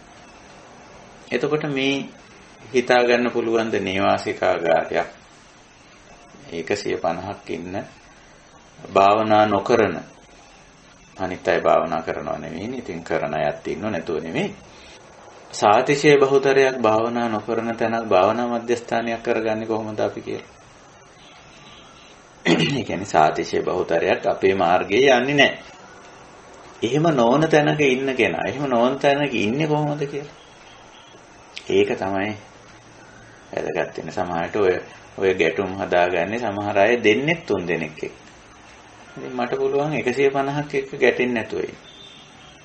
මම 31 අවුරුද්දක් එහෙම ඉඳලා තියෙනවා. තව ඉන්නත් පුළුවන් මට. ඉතින් මගේ සමහරව අහනවා තව ඉන්නවද කොච්චර කාලයක්. ඉතින් මට මේ නවාතනේ ඉන්න ලැබෙන තාක් කාලයක් මම ඉන්නවා ඉතින්. ඉතින් මේක මගේ භාවනා මධ්‍යස්ථානයේ නේ. යම් වෙලාවක සමහරට මේ වෘත්තියට අදාළව විශ්‍රාම ගන්නන වයසට ආපුවාම ඉතින් යන්න කියන. එතකොට ඉතින් මම යන්න ඕන කොහාට හරි. නමුත් ඉතින් මේක භාවනා මධ්‍යස්ථානය. ඒකයි. ඉතින් අපිට පුළුවන්කම තියෙනවා අපි අපේ ජීවන වටපිටාවේ ඉන්න අනිත් මිනිස්සුෝ තේරුම් අරගන්නවා නම් පරිසරයේ තේරුම් අරගන්නවා නම් අපිත් අපේ කුසලතා වර්ධනය කරගන්නවා නම් ගැළපීලා ඉන්න අවශ්‍ය කුසලතා වර්ධනය කරගන්නවා නම් ඇත්ත වශයෙන්ම ඒක බැරි කමක් නැහැ. බැරි කමක් නැහැ. ඒක නිසා මෙත්ත සූත්‍රයේ අටුවාවත් අපිට ලොකු උදව්වක් කරලා තියෙනවා. සූත්‍රයේ නැති කොටසක් අපිට ඉදිරිපත් කරලා තියෙනවා. ඒක මම හිතනවා ඒක බුදු කැලි අටුවාවක් කියලා මේක. ඒ කියන්නේ බුද්ධ කාලීන අටුවාවක් කියලා මම හිතනවා. මොකද මේකේ කතාන්දරේ පරපුරෙන් පරපුරට අරගෙන එන්නේ නැති. ගෙනල්ලා තමයි මේක දැනට අපි ලේඛනගත වෙලා තියෙන්නේ මේ මෙත්ත සුත්ත වර්ණනා කියලා පාලියෙන්. වර්ණනාව කියලා කියන්නේ මේකේ වැඩි විස්තරය කියන එකයි. අතිරේක විස්තරය කියන එකයි පාලියෙන්. ඉතින් මම ඔය අටුවාව ටිකක් දිගහැරියේ ඒකේ අපිට ගන්න හරයක් තියෙනවා. වටිනාකමක් තියෙනවා. ඉතින් දැන් ඔය පැවිදි පිරිස නැත්තම් භික්ෂුන් කියලා අපි කියමු බික්කු කියලානේ සඳහන් වෙන්නේ. ඉතින් ඒගොල්ලෝ ওই විදිහට මේ කිසියම් ගැටලුකාරී තත්වයකටපත් වෙන්න පුළුවන්. මොකද මේගොල්ලෝ ආධුනිකයිනේ තාම. මේ ධර්ම මාර්ගයේ ඉදිරියට ගියපු අය නෙමෙයිනේ. ඒ ධර්ම මාර්ගයේ ඉදිරියට නොගියම ওই ගැටලුව ඇති වෙනවා. හැබැයි අපි ධර්ම මාර්ගයේ ඉදිරියට යනවා කියන්නේ ඔය කියන ගැටලුකාරී වාතාවරණයකට ඒ වාතාවරණයේ තේරුම් අරගෙන ඒවට අනුගත වෙමින් අනුහුරු වෙමින් ඊට අදාළ කුසලතා Taman තුල වර්ධනය කරගනිමින් ඒ ටික ඇති කර ගැනීම තමයි ධර්ම මාර්ගය යනවා කියලා කියන්නේ. එහෙම නැත්නම් එතන කරදර තැනක් එතනින් මම වෙන තැනකට යන්න ඕන වෙන තැනකට ගිහිල්ලායි බණ භාවනා කරන්න කිව්වොත් කවදාවත් මම විශ්වාස කරන විදිහට ධර්ම මාර්ගයේ ඉදිරියට යෑමක් වෙන්නේ නැහැ. ඒයි දැන් කරදරකාරයෝ ඉන්න තැනක කරදරකාරයෝ කියන්නේ කවුද කියලා තේරුම් ගන්න එපා. එතනින් මේක තේරුම් ගන්න තියෙනවා. වෙන කොහේවත් තැනකදී තේරුම් ගන්න බෑනේ. කරදරකාරයෝ නැති තැනක කරදරකාරයෝ කවුද කියලා තේරුම් ගන්න පුළුවන් කමක් නැහැ. එතකොට කරදරකාරයෝ තමයි කමටහන වෙන්නේ අපිට. මොකක් තේරුම් ගන්නද? කරදරකාරයෝ කවුද කියලා තේරුම් ගැනීම සඳහා කමටහන වෙන්නේ කරදරකාරයා. කරදර නොකරන එක්කෙනා තුලින් කරදරකාරයා කවුද කියලා තේරුම් ගන්න බෑ. ඒකයි ස්වභාවය. කල්යාණ මිත්‍රයා පාප මිත්‍රයා තේරුම් ගන්න වෙන්නේ අපිට පාප මිත්‍රයා තුලින්. කල්යාණ මිත්‍රයා තේරුම් ගන්න වෙන්නේ කල්යාණ මිත්‍රයා. එතකොට ඒක කමටහන. දුෂ්කර පරිසරය මොකද්ද කියලා තේරුම් ගන්න වෙන්නේ අපිට දුෂ්කර පරිසරයක ඉන්න ඕන. ඒකේ දුෂ්කරතාවය මොකද්ද? ඇත්තට මේක දුෂ්කරතාවයක්ද? එහෙම නැත්නම් ඒක මගේ පෞද්ගලික ගැටලුවක්ද? මම ඒකට අකමැති භාවයේද? මම ඒකට ටිකක් අනුහුරු වෙලා ඉන්න බැරි කමද මෙතන? එහෙම නැත්නම් මේක ඇත්තටම දුෂ්කරතා පරිසරයක්ද? එහෙම නැත්නම් මේ දුෂ්කරතාවයට අනුගත වෙලා ඉන්න අවශ්‍ය කුසලතාවය වඩා ගන්න මා තුළ තියෙන අකමැත්තද? ආදී වශයෙන් එතෙන්දි තමයි මේක Tamanට අවබෝධ වෙන්නේ. ඉතින් ඇත්ත වශයෙන්ම අපේ භාවනා ජීවිතවල අපි යම් කිසි දුෂ්කර වටපිටාවන් වල එහෙම ගිහිල්ලා ඉඳලා තියෙනවා. ඉතින් එතකොට අපිට තේරිලා තියෙන ඇත්ත වශයෙන්ම මෙතන දුෂ්කර පරිසරයක් නෙමෙයි. පරිසරය කියන්නේ ස්වභාවික දෙයක්. පරිසරයේ ඉතින් එක එක තැන එක එක විදිහයි. මෙතන තියෙන හුඟක් වෙලාවට අපි මේකට ආකමැති. ඒ දුෂ්කරතාවයට අඩුම ගානේ අනුගත වෙන්න, අනුහුරු වෙන්න, ටිකක් ඒක විඳ දරා ගන්න. එහෙම තියෙන ආකමැත්ත. එහෙම නැත්නම් තියෙන හුඟක්ම තියෙන කම්මැලිකම. අලස කියන ගතිය අපේ තියෙනවා. ඔය හොඳ පරිසරයන් හොයන්නෙම අලසය. අර තියෙන පරිසරයේ තියෙන සම්පත් ටික හරියට මැනේජ් කරගෙන ඒකට අනුහුරු වෙලා අනුගත වෙලා ඉන්න මේ බෑ කම්මැලි. ඒ වෙනුවෙන් පොඩි කැපකිරීමක් කරන්න, ඉවසා දරා ගැනීමක් කරන්න නොහැකියි. ඉතින් මේ අලසකම. ඉතින් මේ වගේ ගැටලු නිසා තමයි යම් පුද්ගලයෙකුට පරිසරයට අනුගත වෙන්න නොහැකි වෙන්නේ. දැන් පරිසරය කිව්ව මේකෙන් අදහස් කරන්නේ ප්‍රධාන වශයෙන් ඒ වටපිටාවේ ඉන්න මිනිස්සු. ඊළඟට සතුන්. ඊළඟට ගහකොළ. ඊළඟට මහ පොළව. කාලගුණ දේශගුණ තත්වයන්. මේ වගේ දේවල් ටික තමයි මේ වටපිටාව. ඉතින් ඒකට වටපිටාවට අනුගත වෙන්න ඕනේ. එතකොට මේ සූත්‍රයේ බුදුරජාණන් වහන්සේ ඉස්සර වෙලා ඊට අදාළ කිසියම් කාරණා ටිකක් තමයි මේ දේශනා කරන්නේ. හොඳයි අපි තවදුරටත් ওই පිළිබඳ අදහස් ඉදිරිපත් කරන්න කියලා මම අපේ කල්යාණ මිත්‍රයන්ට ආරාධනා කරනවා. අදහස් ඉදිරිපත් කරන වාරයේදී ඉතින් දැන් අපි මේ සූත්‍රයට යොමු වෙනවා. ඉතින් සූත්‍රය හැමෝටම කටපාඩම් නිසා මම මේක අමුතුවෙන් ගොඩාක් දේවල් ඒ සම්බන්ධයෙන් කියන්න අවශ්‍ය කරන්නේ නැහැ. හැබැයි මේ මෙත්ත සූත්‍රය කොටස් තුනකින් යුක්තයි. මුල් කොටසේ තියෙන්නේ භික්ෂුන් වහන්සේලා නෙමෙයි කවර පුද්ගලයෙක් විසින් වුවද ඇති කරගත යුතු කුසලතා පද්ධතියක්. දෙවෙනි කොටසේ තියෙන්නේ මිත්‍රත්වය වර්ධනය කරගන්නේ කෙසේද කියන කාරණය. තුන්වෙනි අග තනි ගාථාවක් වගේ එකක් තියෙනවා. ඒකේ බුදුරජාණන් වහන්සේ මේ වික්ෂුන් වහන්සේලාට දීපු කමඨහන ඇතුළත් වෙන්නේ. එතකොට මුල් කොටස නච පුද්දං සමාචරේ කිංචේන විඤ්ඤෝ පරේ උපදෙය්‍යොන් කියන තැනින් අවසන් වෙනවා. ඒ කිසියම් නිශ්චිත කාරණයකින් ඒක අවසන් කරනවා. එතන ඉඳලා පටන් ගන්න කොටස සුඛිනෝවා කේමිනෝ හොන්තු කියලා පටන් ගන්නෙ කොහොමද අපි මිත්‍රශීලී භාවය වර්ධනය කරගන්නේ අනිත් එක්කෙනා එක්ක මිත්‍රත්වය. ඉතින් ඒවට කියන්නේ බ්‍රහ්ම විහාර කියලා. ඒක නිසා මෙත්තා බ්‍රහ්ම විහාරයේ අවසන් කරනෝ ඒතං සතින් අදිත්තේය බ්‍රහ්මමේතං විහාරං ඉදමාහු කියන තැන. දෙවෙනි කොටස. ඊළඟට ගාථාවක් අග තියෙනවා දිට්ඨින්ච අනුපගම්ම සීලවා දස්සනේන සම්පන්නෝ කාමේසු විනීය ගේදං නහි ජාතු ගබ්බසේයම් පුනරේති කියලා. ඒනම් ඉතින් ගැඹුරු කමඨහන ඒක බොහොම ගැඹුරු කාරණයක්. ඒක තමයි දීපු කමඨහන හැටියට අපිට පේන්නේ. බුදුරජාණන් වහන්සේ නිවන ඉලක්ක කරලා දීපු කමඨහන. ඉතින් ඒක නිසා අපි සූත්‍රයේ සාකච්ඡා කරන්නේ ඔය කොටස් තුනෙන් යුක්තව. අපි උත්සාහ කරමු අද මම බලාපොරොත්තු වෙන්නේ පළවෙනි කොටසට අවධානය යොමු කරන්න.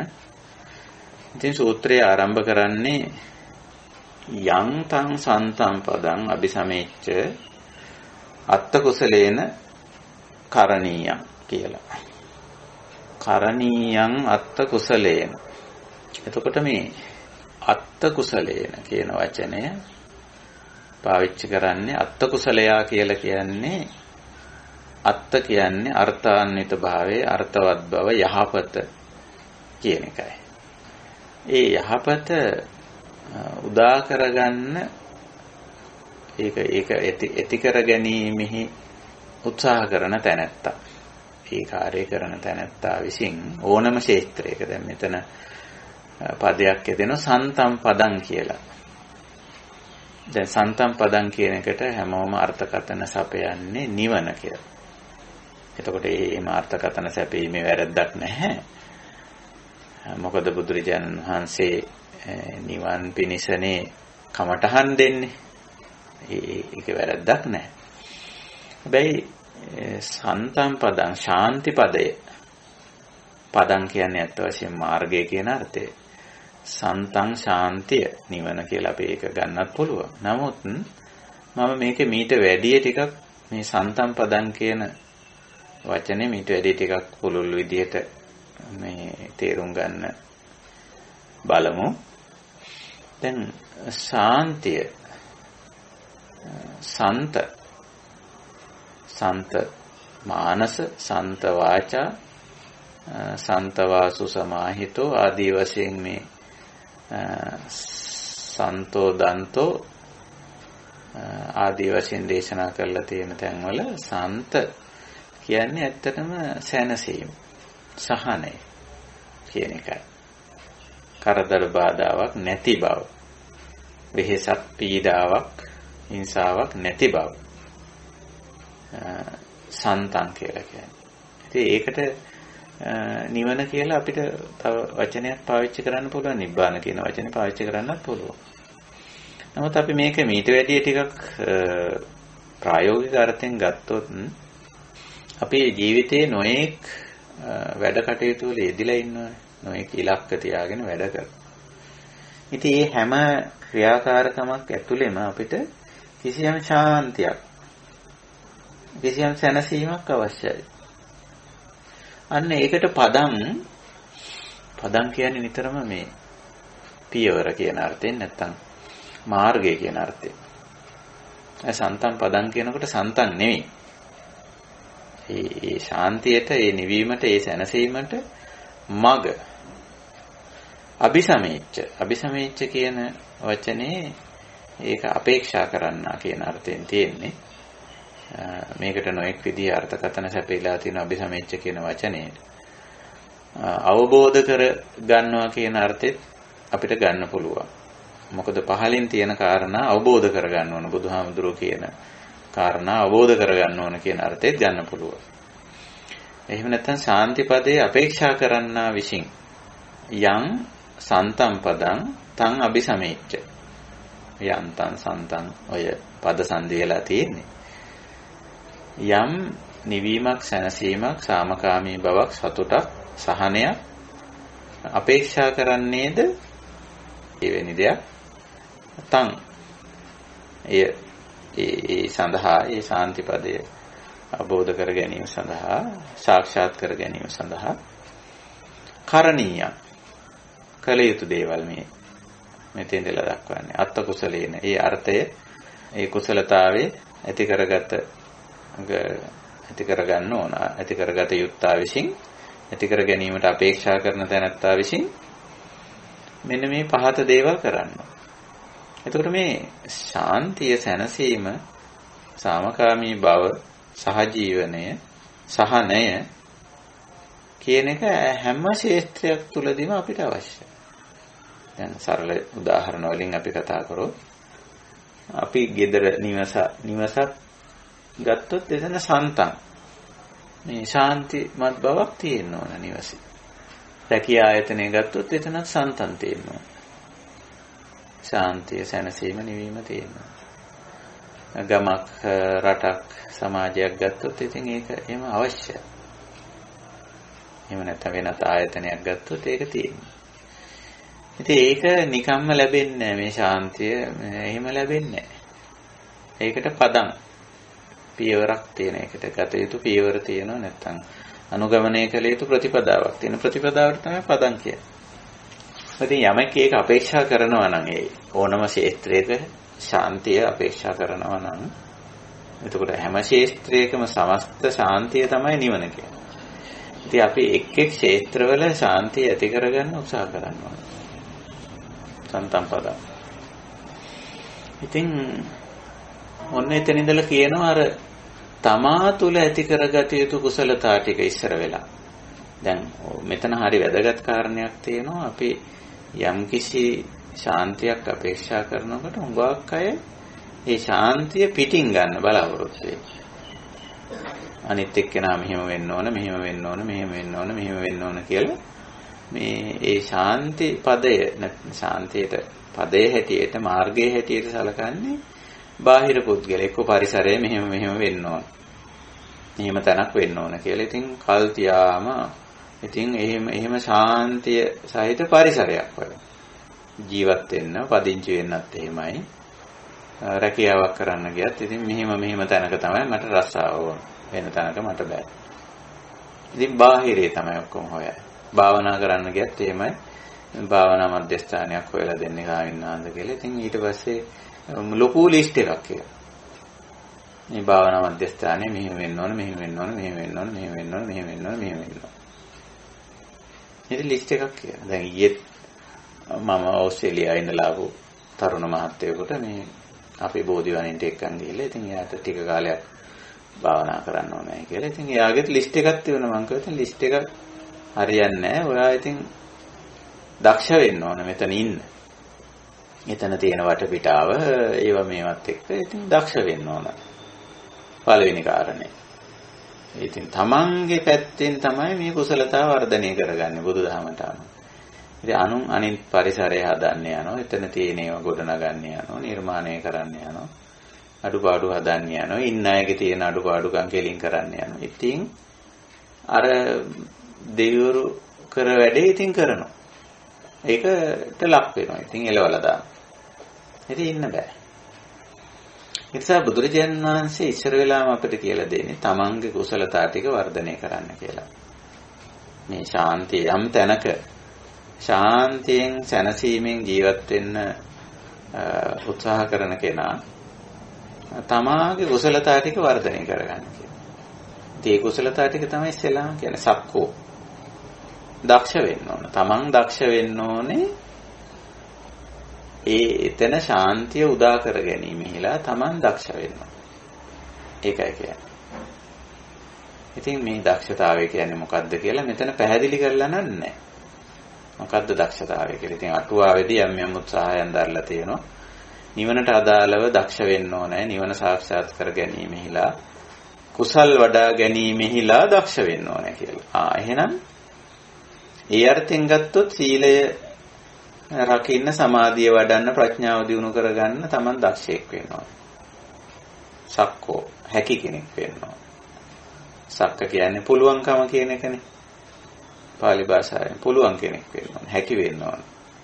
ඒකට උනන්දු වෙන්න ඕන, උත්සාහවන්ත වෙන්න ඕන කියන එකයි මේකේ කියවෙන්නේ. එතකොට ඕක මේ වෙනත් තැනකට අදාළව ගත්තත් අපි යම්කිසි රැකියා ස්ථානයක ඒතන තමන්ගේ වැඩේ කරගෙන යන්න සක්කෝ දක්ෂ වෙන්න ඕන. ගෙදර අනිත් අයත් එක්ක කරදරකාරයෝ දඟලන කයකොස් සංගහන අය මේ එක්ක ජීවත් වෙන්න සක්කෝ දක්ෂ වෙන්න. එහෙම නැත්නම් එවැනි ගමක නගරයක ජීවත් වෙන්න ඉතින් තමන් දක්ෂ වෙන්න ඕන. පළවෙනි කාරණේ ඒක. ඉතින් එහෙමයි මේ යම්කිසි තැනකින් ශාන්තිය උදා කරගන්න වෙන්නේ. ඉතින් ඒට අදාළ දක්ෂතා මොනවද කියලා ඉතින් වෙනම තමන් ඒවා දැනගන්නත් ඕන. අපි හිතමු පුද්ගලයෙක් කියලා, තව පුද්ගලයෙක් එක්ක ජීවත් වෙන්න දක්ෂ වෙන්න ඕනේ කියලා. එහෙමනේ. ඉතින් සමහරව තව එක්කෙනෙක් දෙන්නෙක් එක්ක ජීවත් වෙන්නත් හරි අමාරුයි ඒගොල්ලන්. එහෙම නෙමෙයි. දක්ෂ වෙන්න ඕන. අනිත් අයගේ තියෙන ගති ගුණ, ගති ලක්ෂණ තේරුම් අරගෙන, එයාගේ රුචි අරුචිකම් තේරුම් අරගෙන, ඒවත් සමග ගැටෙන්නේ නැතුව, ඒවත් සමග ඇලෙන්නේ නැතුව, ඒවට මුලා වෙන්නේ නැතුව, ඉතින් තමන්ගෙනුත් යම් කැපකිරීමක් කරගෙන, ඔහොමනේ දක්ෂකම කියලා කියන්නේ. එහෙමනේ දක්ෂකම. දැන් සාමාන්‍යයෙන් සරල උදාහරණයක් ගත්තොත් දැන් අපි හිතමු මේ සරල භාණ්ඩයක් උදාහරණයක් හැටියට ගත්තොත් පිහිය අතට ගත්ත කියලා හිතන්නකෝ. ඉතින් පිහිය අතට ගත්ත එක්කෙනාට ශාන්තියක් ඕනනේ. දැනසීමක් ඕනනේ. ඒ මොකද්ද? පිහියෙන් කෙරෙන කාර්යය Tamanට හොඳට කරගන්න පුළුවන්. ඒකනේ එතන තියෙන ශාන්තිය. එතකොට එතන තියෙන ශාන්තිය මොකද්ද? එතන තියෙන සැනසීම වෙන්නේ ඒක පාවිච්චි කරන්න අපි දක්ෂ වෙන්න ඕනනේ. එක පැත්තකින් පිහේ මිටින්නේ අල්ලන්න ඕන. වැඩේ කරන්න නම් තලෙන් අල්ලලා බෑනේ. පිහෙන් කපන්න බෑනේ. මිටෙන් අල්ලන්න ඕන. මිටෙන් අල්ලගත්තත් මදිනේ. ඒක කපන මේ මුවහත පැත්ත කපන දෙයට තියලා ඒක එහාට මෙහාට අතුල්ලන්න ඕනේ. ඒකේ ක්‍රමයක් තියෙනවනේ අතුල්ලන. එතකොට නේ කැපෙන්නේ. ඉතින් ඒ ඔක්කොම දක්ෂතාව ටික බලපුවාම පිහියේ නෙවෙයිනේ තියෙන්නේ Tamanගෙනේ. Taman දැනගන්න ඕන මේක මිටෙන් අල්ලන්න. Taman දැනගන්න ඕන මේකේ කැපෙන පැත්තක් තියෙනවා. ඒකෙන් කපා ගන්න නැතුව අවශ්‍ය දෙයට හරියට මේක තියලා පරිස්සමෙන් කපන්න. නේ. එහෙම නැත්තම් පිහිය අපේ ඇවිල්ලා අපේ දේ කපලා දෙන්නේ නැහැ. කපලා දෙන්නේ නැහැ. ඉතින් එතන ඒ දක්ෂතාවය අපි තුල ඉස්සර වෙලා ඇති කරගන්න. ඉතින් සමාජයට පිහිය මුවහත නැත්තම් අපි දක්ෂ වෙන්න ඕන පිහිය මුවහත් කරගන්න.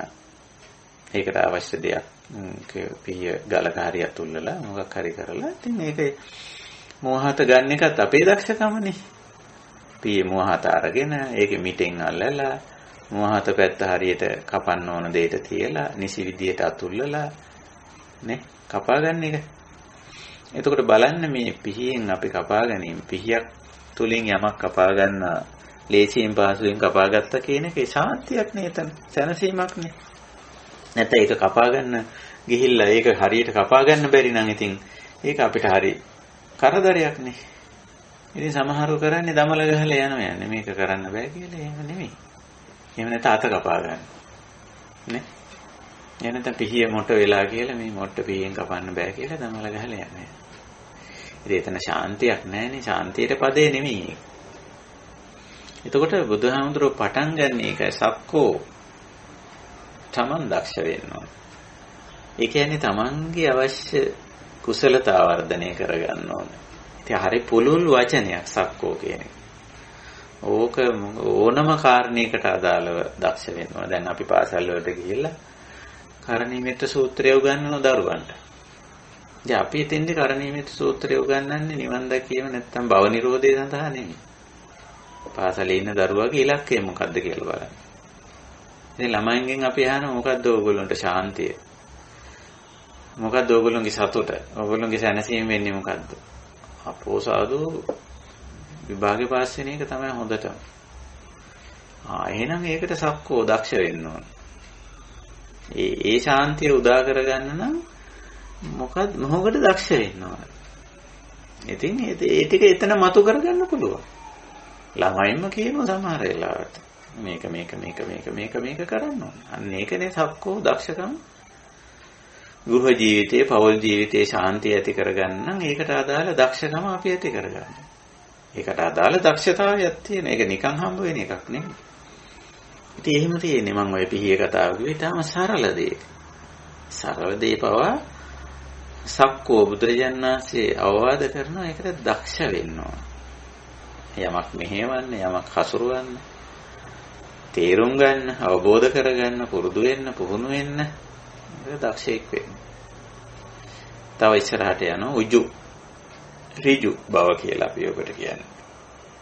උජු කියුවම ඒකට හරියට ඒකට අනුගත භාවයක් අදහස් කරන්නේ. උජු ඍජු කියලා අපි ඔකට කියනවා කෙලින් බව, ඍජු බව කියලා කියනවා. ඉතින් ඔකට නොඑක් විදිහ අර්ථකථන දෙන්න පුළුවන්.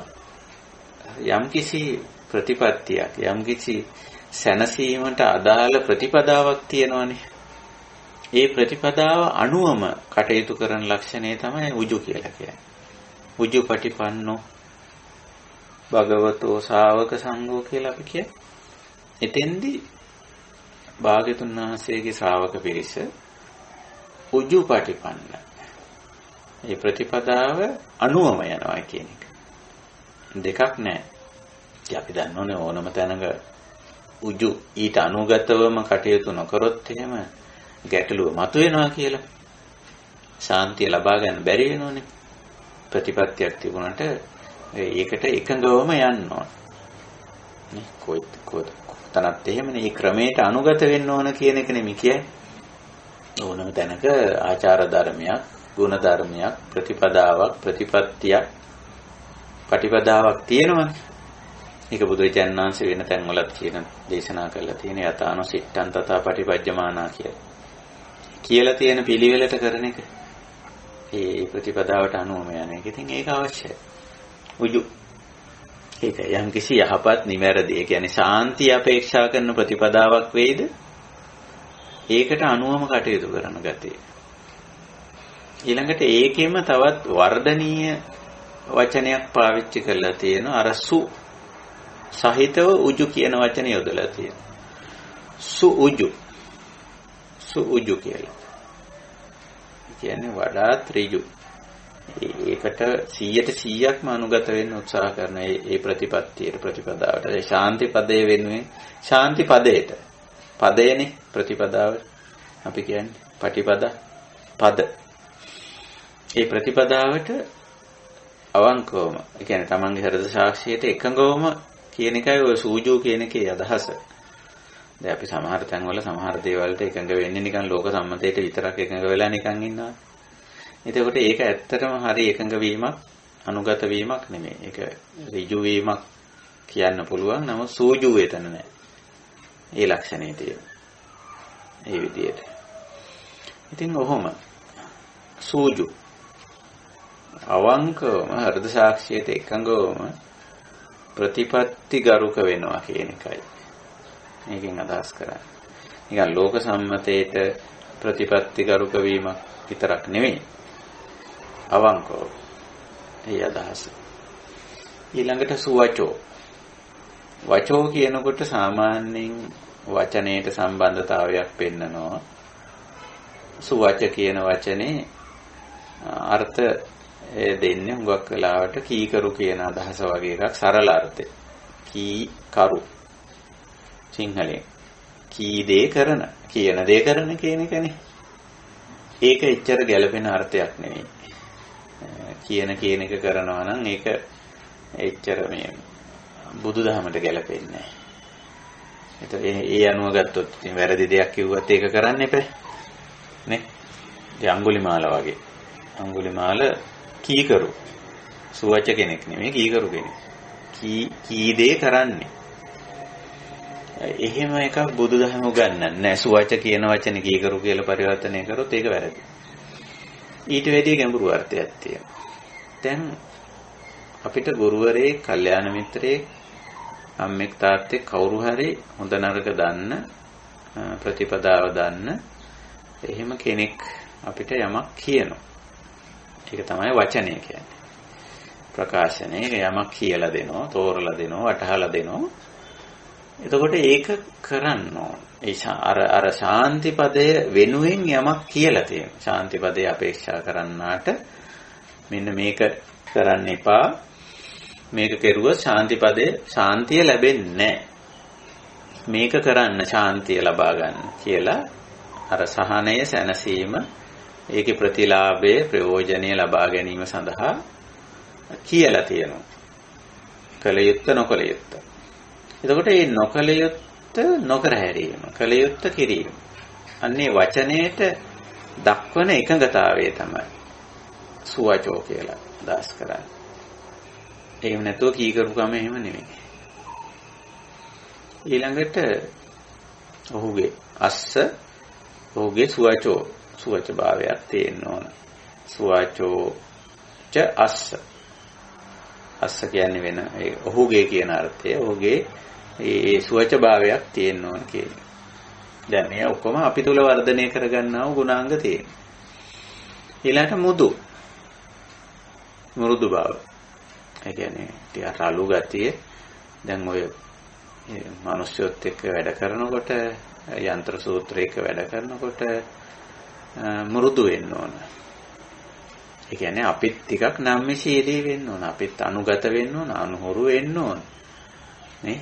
අපි කෙනෙක් අත දෙනකොට අපිත් අත දික් කරන්න බෑ. නැත්නම් අපි අත් දෙක බඳන් හිටියට ඒතන වැඩේ කෙරෙන්නේ නැහනේ. ඒකෝර අපේ යම්කිසි නැමෙන ගතියක්, මෘදු ගතියක් අපේ තියෙන්න ඕන අනිත් පැත්තට. මේ මෘදු ගතිය හරි වැදගත්. මෘදු ගුණය.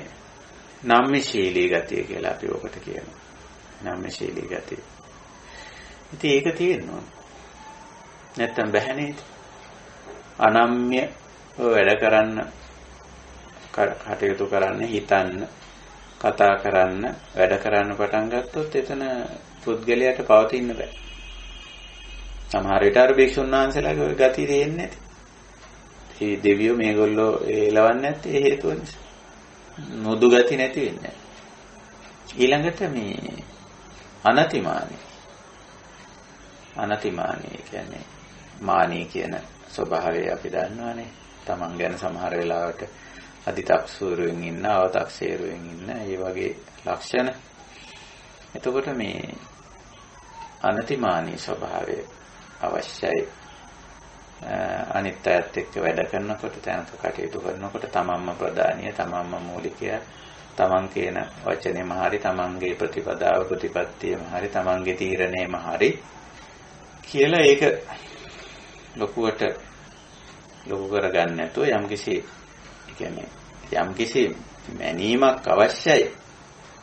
තක්සේරුවක් අවශ්‍යයි යමකට. ඒක නැත්තේ නෑ. හැබැයි මෙතන අදහස් කරන්නේ මේ අදි탁සේරුව. අතිමානී කියන්නේ අදි탁සේරුව. මෙතන කියන්නේ න අතිමානී. න වෙනුවට තමයි අන් ආදේශ වෙලා අනතිමානී වෙන්නේ. අදි탁සේරුවට යන්න හොඳ නැහැ. හුඟක් අය මේ තමන් ගැන, තමන්ගේ ප්‍රතිපත්තිය ගැන, තමන්ගේ දැන් ප්‍රතිපදාවේ යන අයත් තමන්ගේ සීලේ, සමාධිය, ප්‍රඥාව ගැන අතිමානී වෙනවා සමහර වෙලාවට. එතන මානී වෙන්න ඕන. මානී කියන්නේ එතන යම්කිසි මැන ගැනීමක් තියනවා කියන එකයි මානී කියන්නේ. මේ මට්ටමින් මේක තියනවා කියන්නේ. ඕනම දෙයක් තමන්ගේ දක්ෂකම ගැන, තමන්ගේ බුද්ධිය ගැන, අවබෝධය ගැන, තමන්ගේ සීලවන්තකම, ගුණවන්තකම ගැන වෙන්න පුළුවන්. අතිමානී වෙන්න අවශ්‍ය නැහැ. න අතිමානී කියලා බුදුහාමුදුරුවෝ කියනවා. කොයි වෙලාවකවත් අතිමානී වෙන්න ඕනේ නැහැ. සමහර භික්ෂුන් වහන්සේලා හිතුවද දන්නේ නැහැ නේ. ඉතින් අපි තමයි මෙතන ඉන්න ඔක්කොටම වඩා ඉහළ අය ආදී වශයෙන් කියලා. එතකොට ඊට වඩා මේ අය හිටිය වෙන්න පුළුවන්. දක්ෂ පක්ෂය. ඒක නිසා නිතරම කියනවා අනතිමානී කියලා. තක්සේරුව අදිතක්සේරුවකට යන්නේ කිසිම දෙයක් සම්බන්ධයෙන්. අපි බොහෝ වෙලාවට එහෙම අදිතක්සේරුව වලට යනවනේ. එහෙම නෑ. එතන මැන ගන්න ඕන අපි. එතන මැන ගන්න ඕන. ඉතින් සමාජයට අපි පුද්ගල සම්බන්ධතා ඇති කරගන්නේ අදිතක්සේරුවෙන්. අතිමානීව. තක්සේරු හොඳම කෙනා, විශ්වාසවන්ත කෙනා ආදී වශයෙන්. නමුත් ඉතින් එහෙම තක්සේරුවකට යන්න හොඳ නැහැ. පුද්ගලයාගේ ස්වභාවය. ඉතින් අපි එතන මැනගෙන කටයුතු කරනවා. ඒකයි ස්වභාවය. ඒක තමන්ගේ මැනීම පිළිබඳ ගැටලුවක් නේ. අතිමානී කියලා කියන්නේ. අදි තක්සේරු. ඒ කියන්නේ මැන්න මේ ඕනවට වැඩිය මිනුමකට ගියා. නරකයි කියලා හෝ හොඳයි කියලා හෝ ඵලදායි කියලා හෝ ඵලදායි නැහැ කියලා හෝ අදි තක්සේරුවට යන්නේ. අවතක්සේරු කරන්නේ නැහැ. නමුත් තක්සේරු කිරීමක් අවශ්‍යයි. මානි මැන ගන්න ඕන මෙතන. මෙතන කියන්නේ අර අකුසලයේ ගැන නෙමෙයි ඇත්තටම. මාන කියන සංයෝජනය ගැන නෙමෙයි මේ කියන්නේ. හැම දෙයකම මැන ගැනීමක් අවශ්‍යයි. පුද්ගලයෝ ආශ්‍රය කරනකොට මැන ගන්න ඕන. ද්‍රව්‍ය භාණ්ඩ වස්තු පරිහරණය කරනකොටත් අපි ඒව මැන ගන්නවා. හැබැයි මේ කිසිම දෙයක සීමාව පන්නන්නේ නැහැ. සීමාව පෙන්වුවම තමයි මේ අතිමානී කියලා කියන්නේ. නමුත් මේ සීමාවකට මැන ගැනීමක් අවශ්‍යයි. මෙහිමයි කියලා. ඉතින් ඔන්න ඔය විදිහට න අතිමානී අදිතක්සේරුවට නොයා යුතුයි. ඒ විදිහට. තවදුරටත් කියන බුදුරජාණන් සන්තුස්සකෝ සතුටු වෙන්න ඕන. ඒ කියන්නේ හුඟක්ම අපේ බුදුදහමේ උගන්වන මේ ලද දෙයින් සතුටු වෙනවා කියලා දෙයක්. අපි සාමාන්‍යයෙන් හුඟක් වෙලාවට මේ ලැබෙන දෙයින් සතුටු වෙලා ඉන්න හුඟක් දෙනකොට හරි අමාරුයි. අපිට මේ සමහර වෙලාවට බොහෝ දේ සෞබාධමෙන් බොහෝ දේ ඇත්තටම ලැබිලා තියෙනවා. බලන්න නිකමට බලන්න හුස්ම ගන්න ලැබිලා තියෙනවා. නේ සෞබාධමෙන් කොච්චර දේවල් ලැබිලා තියෙනවද? ස්පේස් එක අවකාශය අපිට ලැබිලා තියෙනවා. නැත්තම් මේ ශරීරය බලන පංචස්කන්ධයක් හම්බ වෙලා තියෙන එක. කොච්චර දේවල් ලැබිලා තියෙනවද? හරියට බැලුවොත් අවංකව බැලුවොත් හුඟක් තේ ලැබිලා තියෙනවා. ඉතින් බොහෝ දෙනෙකුට ඔය ලැබිච්ච දේෙන් සතුටු වෙන්න බෑ. නොලැබිච්ච එක දිහා බලාගෙන හොල්ලනවා, ප්‍රාර්ථනා කරනවා, යදිනවා, යාඥා කරනවා. හරි මෝඩයි ඉතින්. බුදුරජාණන් වහන්සේ කියන්නේ ඔය හුඟක් දේවල් ලැබිලා තියෙනවා අපිට ඇත්ත වශයෙන්ම ලැබිලා තියෙනවා. ඒක සතුටු වෙනවා. සන්තුෂ්කෝ. එහෙම තියෙනවා. මේ සුභරෝ. ඒ කියන්නේ පහසුවෙන් නඩත්තු කර හැකි පුද්ගලයෙක් වෙන්න ඕන. මෙතන බර කියන්නේ නඩත්තුව. සුභරෝ කවුරුත් නඩත්තු වෙන්න ඕන. නඩත්තු කරගන්න ඕන තමන්ගේ ජීවිතේ. ගෙදර දොර වටපිටාව ද්‍රව්‍ය භාණ්ඩ වස්තු හැම යාළු මිත්‍රයෝ පුද්ගලයෝ නඩත්තු කරන්න ඕන. ඉතින් නඩත්තු කරන්නේ නැතුව පවත් ගන්න බෑ. එතන බාරයක් තියෙන හැබැයි ඒක සුබර කරගන්න ඕන. නඩත්තුව මෙතන අදහස් කරන්නේ අනුන් නෙමෙයි. මේ තමන් පහසුවෙන් නඩත්තු කළ හැකි කෙනෙක් බවට පත් වෙනවා. සමහරව හරි අමාරුයි නඩත්තු කරන්න. ආශාවල් කෙලවරක් නැහැ. වියදම් කෙලවරක් නැහැ. අරකට ඕන මේකත් ඕන හැම එකම ඕන. ඉතින් නඩත්තු කරන්න හරි අමාරුයි. හරි බරක්. ඉතින් තමන්ටම තමන් බරක් වෙලා තියෙනවා. ඔය උගා පහසුකම් හොයන්නේ. ඉතින් මොකද ඉතින් නඩත්තු කරගන්න බෑ. ඊට පස්සේ වියදම් බහුල වෙනවා. සුඛෝභෝගීත්වයට වැටුනම එහෙම. ඊට පස්සේ අනිත් අයත් ඒ වෙනුවෙන් ඉතින් වටේ පිටේ ඉන්න අයත් මේ මහන්සි වෙන්න එපා. ඊට පස්සේ ඒගොල්ලන්ටත් එපා වෙනවා. ඔන්න ඔතෙන්දී තමයි පුද්ගල ගැටුම් ඇති වෙනවා. දුබර වුණා. ඒක නිසායි බුදුරජාණන් වහන්සේ සුබර වෙන්න කියන්නේ. බලන්න බුදුරජාණන් වහන්සේ අපිට සුබර වෙන්න කොච්චර ලස්සනට උගන්වලා තියෙනවද කියලා. මූලික අවශ්‍යතා 4ට සීමා වෙන්න කියලා තියෙනවා. ආහාර, නිවාස, ඇඳුම්, බෙහෙත්, චීවර, පිණ්ඩපාත, සේනාසන, ගිලන ප්‍රත්‍යය. ඒ 4ත් අරිය වංශයට ගියාම ඊතරීතර සන්තුට්ඨෝ හෝති. ලැබෙන දෙයකින් සතුට වෙන්න පුළුවන්කම. ඒක තමන් තුළ ඇති කරගන්නා වූ කුසලතාවය. තමන් තුළ. ඉතින් ඕක කතා කරපුවාම ඉතින් සමහරව ඉතින් ඕවා පිළිබඳව නිකන් ඍණාත්මක විදිහට කතා කරන අවස්ථා තියෙනවා. එහෙම ලැබෙන දෙයකින් සතුට වෙලා ඉන්න බෑ. අපි මේ ලෝකේ ජය ගන්න ඕනේ. එහෙමනේ ළමයින්ට උගන්වන්නේ. පුංචි කාලේ ලෝකේ ජය ගන්න කියලා හරි මෝඩ කතාවක් උගන්වනවා. ඉතින් කවදාව සතුට වෙන්නේ නැහැ. කවදාව සන්තෝෂයෙන් ඉන්න පුළුවන් කමක් නැහැ. ලැබෙන දෙයින් සතුට වෙන්න බෑ යාට. ඇයි? මේක ලෝකයක් තියෙන. මේක ලෝකේ ජය ගන්න ඕන. මගේ යටතටපත් කර ගන්න ඕන. මේක මම භුක්ති විඳින්නේ බාටපත් වෙන්න. ඉතින් ඕනම තැනක ලැබෙන දෙයින් සතුට වෙලා ඉන්න පුළුවන් ඉන්නේ නැහැ. ඉතින් නැති වුණාම නේ ගැටුම් ප්‍රශ්න ඇති වෙනවනේ. සබාධමත් එක්ක. සබාධමෙන් ලැබෙන දෙයින් අපි සතුට වෙලා ඉන්නවනම් සබාධමත් එක්ක ගැටුම් නැහැ. මිනිස්සෙකින් ලැබෙන දෙයකින් සතුට වෙලා ඉන්නවනම් ඒ මිනිස්සයා දෙන දෙයකින් අපි සතුට වෙලා ඉන්නවනම් ඒ මිනිස්සයත් එක්ක අපි ගැටුමක් හැදෙන්නේ නැහැ. ඒ මිනිස්සයා නොදෙන දෙයටත් අපි පොර කනවා. ඉල්ලලා කෑ ගහනවා. දොස් කියනවා නේද? තමස මට මේක දෙන්නේ. දෙන්න පුළුවන් දෙන්න පුළුවන්කම ඇති. දෙන්නේ නැත්තම් මොකද කරන්නේ? දෙන එකෙන් සතුට වෙලා ඉන්නේ. ඒකට ඔයා මට දෙන්නේ මෙච්චරයි. මම ඒකට හරි මේ සතුටුයි. බොහොම පිං බොහොම ස්තුතියි. ඉතින් ඕක බෑ. නොදෙන එකත් එක්ක දඟලනවා. ඉතින් ආරේ බරක් වෙනවා. ඊට පස්සේ Tamanට ලොකු බරක්. අරක දෙන්නේ නැහැ, මට මේක දෙන්නේ නැහැ, අරක ලැබෙන්නේ නැහැ. මේක ලැබෙන්නේ නැහැ, දරුවෝ මේක දෙන්නේ නැහැ, අම්මලා තාත්තලා මේක දෙන්නේ නැහැ, භාර්යාව මේක දෙන්නේ නැහැ, සාම පුරුෂයා මේක දෙන්නේ නැහැ. මට අරක ඕන, මේක ඕන, ඒක නැතුව බෑ, මේක නැතුව බෑ, එයා නැතුව බෑ, මෙයා නැතුව. පුදුම බරක්. ඉතින් පුත්‍රයන් වහන්සේ කියන්නේ ගැටුම් නැතුව ඉන්න නම් සුබර වෙන්න. ලේසියෙන් පහසුවෙන් නඩත්තු කරන්න පුළුවන් පොත්ගලයක් බවට පත් වෙන්න කියලා. ඔය විදිහට මතක් කරලා දෙනවා. ඉතින් ඔහොමයි. බුද්ධ දේශනාව. ඉතින් අපි ඔය විදිහට කල්පනා කරලා බැලුවොත් කොච්චර වටින කාරණා මේක ඇතුළත් වෙලා තියෙනවද කියලා බලන්න. බරෝ. ඉතින් එතන ශාන්තිය එනවා ඉතින්. ඔය හැම කාරණයකම අර සන්ත පදං සන්තම් පදං ශාන්තියට මග ඔය කියන්නේ. අර නිවීමට සැනසීමට ඕනම තැනකට අදාළයි ඔක. පොදු කාරණා කියන්නේ මේ ටික ඕනම තැනකට ඇප්ලයි කරගන්න පුළුවන්. හොඳට කල්පනා කරලා බැලුවොත් කෙනෙකුට පොඩ්ඩක් බුද්ධිය මෙහෙමල බැලුවොත් එහෙම පුළුවන්. ඊළඟට අප්පකිච්චෝ වැඩ බහුල කරගන්න එපා, කාර්ය බහුල කරගන්න එපා. වැඩ නම් අපිට ලෝකේ ඕන තරම් තියෙනවා.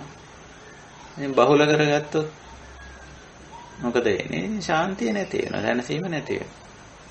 Taman ඉතින් තාක්ෂේරුවක් කරගන්න ඕන, Tamanට කරන්න පුළුවන් ප්‍රමාණය මෙච්චරයි. ඒකයි තියෙන්නේ.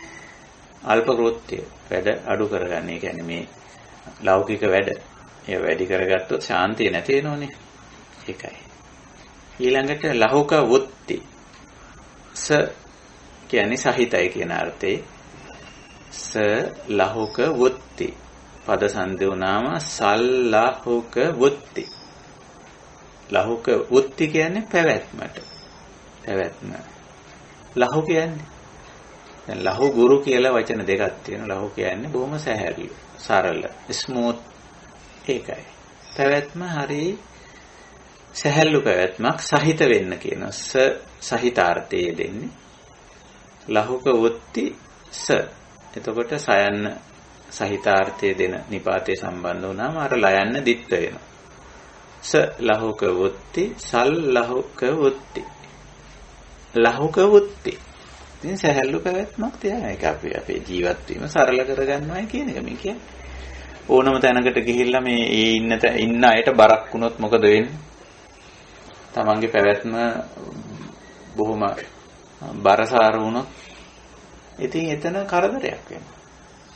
ඉතින් එතන ශාන්තිය නැති වෙලා යනවා. ඒකයි තියෙන්නේ. ඉතින් ওই විදිහට අපි කරණීයමෙත්ත සූත්‍රයේ තියෙන මේ කාරණා අපිට හුඟක් එදිනෙදා ප්‍රායෝගික ජීවිතයේ හැම විෂයපතයකටම අදාළව ඕනෑම විෂයකට අදාළව මේක අපිට සාකච්ඡා කරන්න පුළුවන්. යම් විෂයක් සම්බන්ධව අපිට ඇහුවොත් මෙන්න මේකට අදාළව කරණීයමෙත්ත සූත්‍රයේ කියලා තියෙන මෙන්න මේ කාරණේට අදාළව මේ විෂය ඇතුලේ මොකද්ද? ඔය යම් කිසි විෂයක් ඇතුලේ මේ කාරණා ටික කතා කරගෙන යන්න පුළුවන්. ඒකයි. හොඳයි. ඕකේ තව ටිකක් කාරණා තියෙනවා. අපි ඒක පසුවට කතා කරමු. අපේ ධම් සභාවේ ඉන්න කල්යාණ මිත්‍රයන්ට අවස්ථාව අවශ්‍යයි. මේ පිළිබඳව යමක් අදහසක් ඉදිරිපත් කරන්න තියෙනවා නම්, ඒ වගේම ගැටලු ප්‍රශ්න තියෙනවා නම් කතා කරන්න. අපි ඔතනින් ওই කාරණා ටික අපි නතර කරමු. ඉදිරි අවස්ථාවක අපි ඉදිරි කාරණා සාකච්ඡාවට ගමු. ඉතින් සමස්තයක් විදිහට ගත්තොත් පළමුවෙන් සූත්‍රයේ පළමු කොටසෙන් බුදුරජාණන් වහන්සේ ඉදිරිපත් කරන්නේ තමන් තුළ ඇති කරගත යුතු සාන්තිපදයේ නිවීම සැනසීම, එහෙම නැත්නම් පුද්ගල ගැටුම්. මෙතන ප්‍රධාන වශයෙන් අටුවාවේ නම් පෙන්නන්නේ පුද්ගල ගැටුම්. පරිසරය පුද්ගලයා එක්ක ගැටුම නැතුව නිවීමෙන් සැනසීමෙන් යුතුව ජීවත් වෙන්න, සාහනශීලී ජීවිතයක් ගත කරන්න අවශ්‍ය පුද්ගලයා අபிසමේච්ඡ, එහෙම අපේක්ෂා කරන තැනත්තා, ඒ සඳහා යොමු වෙච්ච කෙනා ඒ වෙනුවෙන් තමා තුළ වර්ධනය කරගත යුතු ගුණාංග පද්ධතියක් ඉදිරිපත් කරනවා. ඒ ටික හරිය වැදගත්. ඉතින් ඒ ටික කරගන්නකොටම මම හිතන්නේ ශාන්තිය උදා වෙලා. අපේ අත්දැකීම නම් එහෙමයි. ඒ ওই ටික ඇති කර නොගන්නා තාක් තමයි අපිට ශාන්තියක් නැතුව තිබුණේ. එහෙනම් දැන් ඉතින් ශාන්තිය ඒකයි, මේ නිවන අපි තුලින් මතුවෙනවා කියලා කියන්නේ. නිවන අපිට කොහෙන්වත් ලැබෙන්නේ නැහනේ. පිටින් හම්බ වෙන එකක් නෙමෙයි. අපි මොන හරි දුන්නට නිවන් ලැබෙන්නේ නැහැ. එහෙම නිවන් ලැබෙන්න කියලා මොන හරි දෙන්නත් එපා. දුන්නට වැඩෙන්නේ නැහැ, ලැබෙන්නේ නැහැ. කාට හරි මොන හරි දුන්නට ඒකෙන් නිවන් ලැබෙන්නේ නැහැ. ඒ නිවීමට සැනසීමට අදාළ වෙන කුසලතා ටික අපි අප තුලින් වර්ධනය කරගන්න. ඒක මේ බුදුරජාණන් වහන්සේ දේශනා කරන්නේ. හොඳයි. සූත්‍ර සාකච්ඡාව මම ඔතකින් නිමා කරනවා. ඉතින් මම කැමතියි මේ ඉතිරි කාලය අපේ ධම් සභාවේ ඉන්න කල්යාණ මිත්‍රයන්ට පිරිනමන්න, මොනවා හරි මේකට එකතු කරන්න තියෙනවා නම් මූලික වශයෙන්, ඒ වගේම ප්‍රශ්න ගැටලු තියෙනවා නම් එහෙම කරුණාකරලා ඉදිරිපත් කරන්න කියලා. ස්වාමින් වහන්සේ, ඔව්, මට අද දේශනාවට අදාළ නැති ප්‍රශ්නයක් අහන්න අවසරයිද? කමක් නැහැ.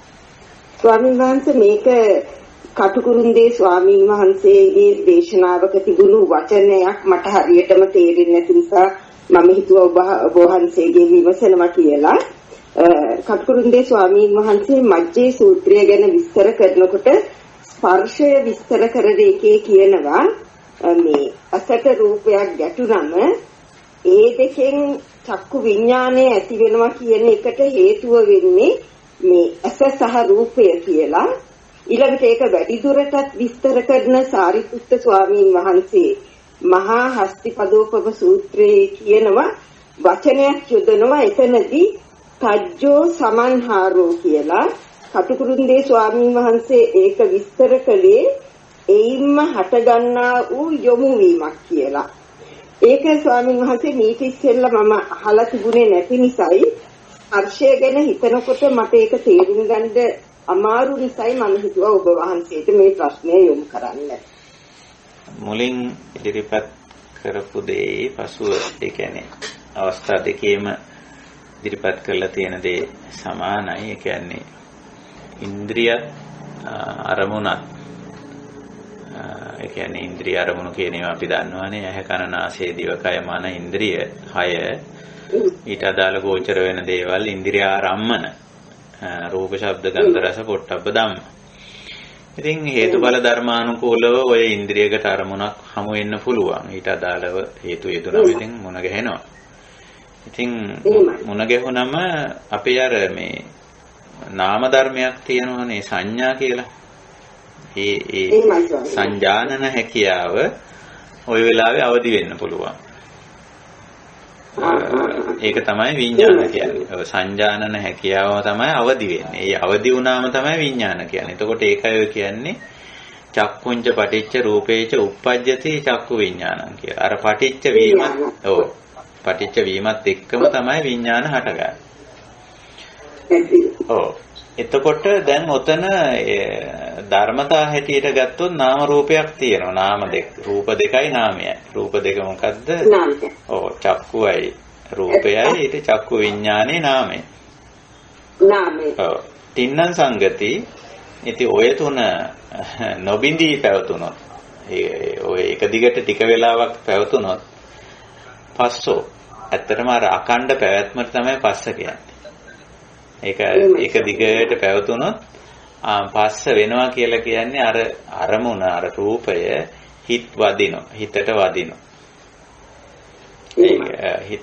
වැදුනම ඉතින් පස්සපච්චය වේදනා ආදී වශයෙන් එතනින් එහාට යන නාම රූප ක්‍රියාකාරීත්වය ඉස්සරහට යනවා.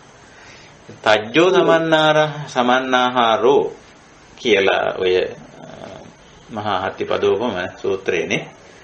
එහෙමයි ස්වාමීන් වහන්සේ. ඉතින් තජ්ජෝ කටුකුරුන්දේ හාමුදුරන්ගේ විග්‍රහය ඉතින් හරියි. ඒ කියන්නේ තජ්ජෝ කියන්නේ තං ජනනය. එයින් හට ගන්නවා කියන අදහස තියෙන්නේ.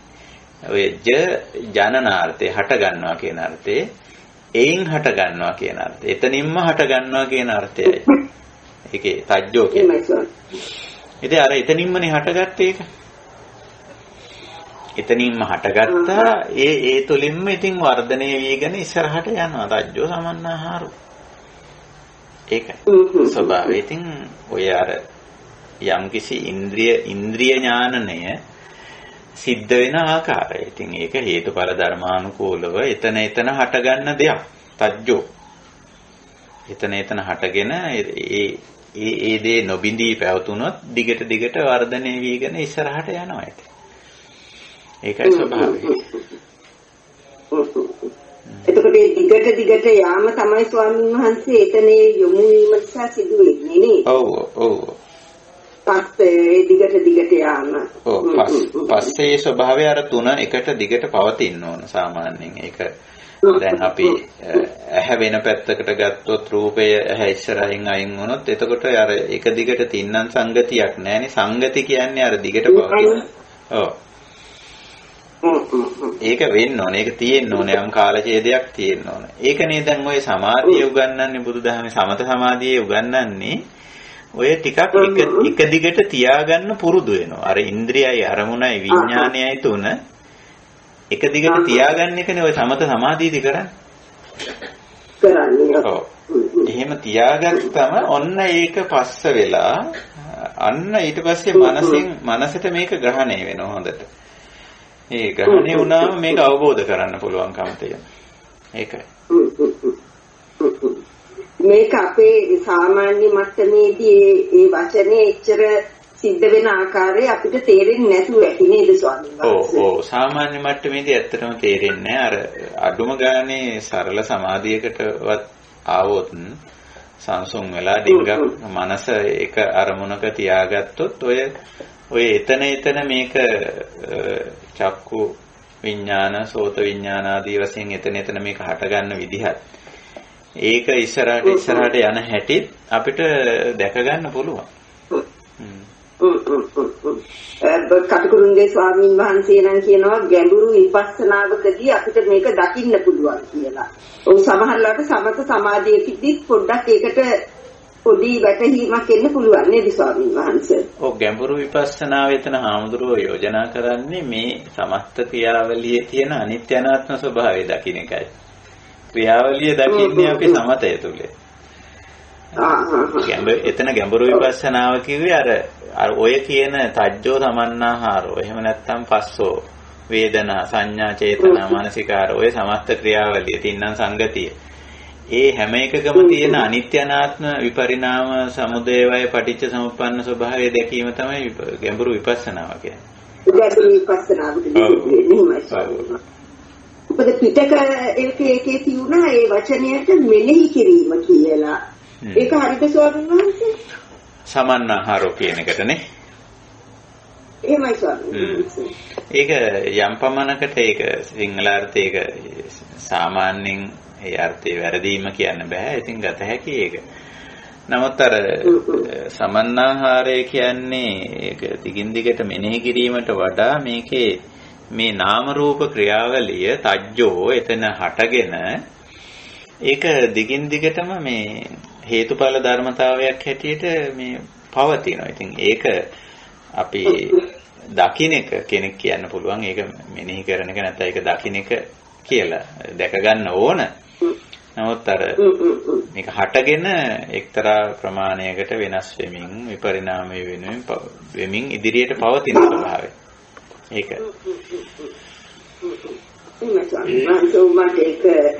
මට හිතෙනවා ඒක කකුරුන්දේ ස්වාමීන් වහන්සේගේ යොමු වීමක් කියන එක මෙනෙහි කිරීමකට වඩා සුදුසුයි කියලා. මොකද මෙනෙහි කිරීම අපි බලෙන් කළ යුතු දෙයක් නේ. යොමු වීම අර ක්‍රියාවලිය නිසා සිද්ධ වෙන දෙයක් කියලා මට හිතුණා යොමු වීම කියන වචනේ වඩා සුදුසුද කියලා. ඔව්. එහෙමයි ස්වාමීන් වහන්සේ. තේරුණා. තෙරුවන් සරණයි. තෙරුවන් සරණයි. ස්වාමීන් මේ පොඩි මොම සුදු ප්‍රශ්නයක් අහන්න අවසර. ඔව්. මේ සූත්‍රයේදී මේ සූත්‍රයේ මේ අනතිමානී කියලා එනවා. එතකොට ඒක අපි විස්තර කරුවේ අතිමානී කියන්නේ. ඔව්. එතකොට ඇයි මෙතන මේ මාන කියන සඳහා මානය කියලා සඳහන් නොවේ අතිමානය කියලා සඳහන් වෙනවා. ඔව් මේ මාන කියන්නේ මැනීමනේ. අපි සාමාන්‍යයෙන් වැලියු නැත්තම් තක්සේරු කර ගැනීම. ඉතින් සාමාන්‍යයෙන් ඕනම දෙයක් තක්සේරු කරගන්න ඕන. හැබැයි අදි තක්සේරු කර ගැනීම සුදුසු නැහැ. දැන් මම සරල උදාහරණයක් කියන්නම්කෝ. මෙහෙම සරල උදාහරණයක්. අපි හිතමු යම්කිසි භාණ්ඩයක් හෝ සේවාවක් ලබා ගන්න අපි යම් පුද්ගලයෙක් එක්ක සම්බන්ධ වෙනවා. අපි වැඩක් කරගන්න කියලා අපි හිතමුකෝ. ඉතින් අපිට තක්සේරුවක් තියෙන්න ඕන, මානී වෙන්න ඕන. අපි හිතන්න මැනගන්න ඕන මෙයාට මේක පුළුවන්. මෙයා මේකට අදාළ පුද්ගලයා තමයි. අදාළ හැකියාවක් මෙයාට තියෙනවා කියලා කියනවා. නැත්නම් අපි දන්නේ නැහැ තාම. නමුත් අනිත් අය කියනවා මෙයා ළඟ මේක තියෙනවා. මෙයාට මේක කරන්න පුළුවන් හැකියාව තියෙනවා කියලා. එතකොට ඒ අනුව ඒ මැන ගැනීමෙන් තමයි අපි මේ මානී වෙලා තමයි අපි මේ වැඩේට බහින්නේ. මැන ගැනීමක් අවශ්‍යයි, තක්සේරුවක් අවශ්‍යයි. හැබැයි මේක අන්තයකට ගියොත් මේ සීමාව පන්නලා අපි මැනගත්තොත් එක්ක මෙයා තමයි මේකට ඉන්න එක්ස්පර්ට් අන්තිම දක්ෂයා මෙයාට බැරි නම් වෙන කාටවත් බෑ ආදී වශයෙන් ගියොත් එහෙම එතකොට සමහර වෙලාවට අර පුද්ගලයා මේ වැඩේ කරගෙන යද්දී එයාගේ අතින් ඒක ਸਰව සම්පූර්ණ වශයෙන් කරන්න බැරි වුණාම අපි එතන කලකිරිලා හරි මොනවා හරි ප්‍රශ්නයක් හදාගන්න පුළුවන් නේ අර අදි탁සේරුව නිසා ඊළඟට අව탁සේරුවකින් වැඩේට බැස්සොත් ඔය මිනිහා එක්කනම් ඕක කරන්න බෑ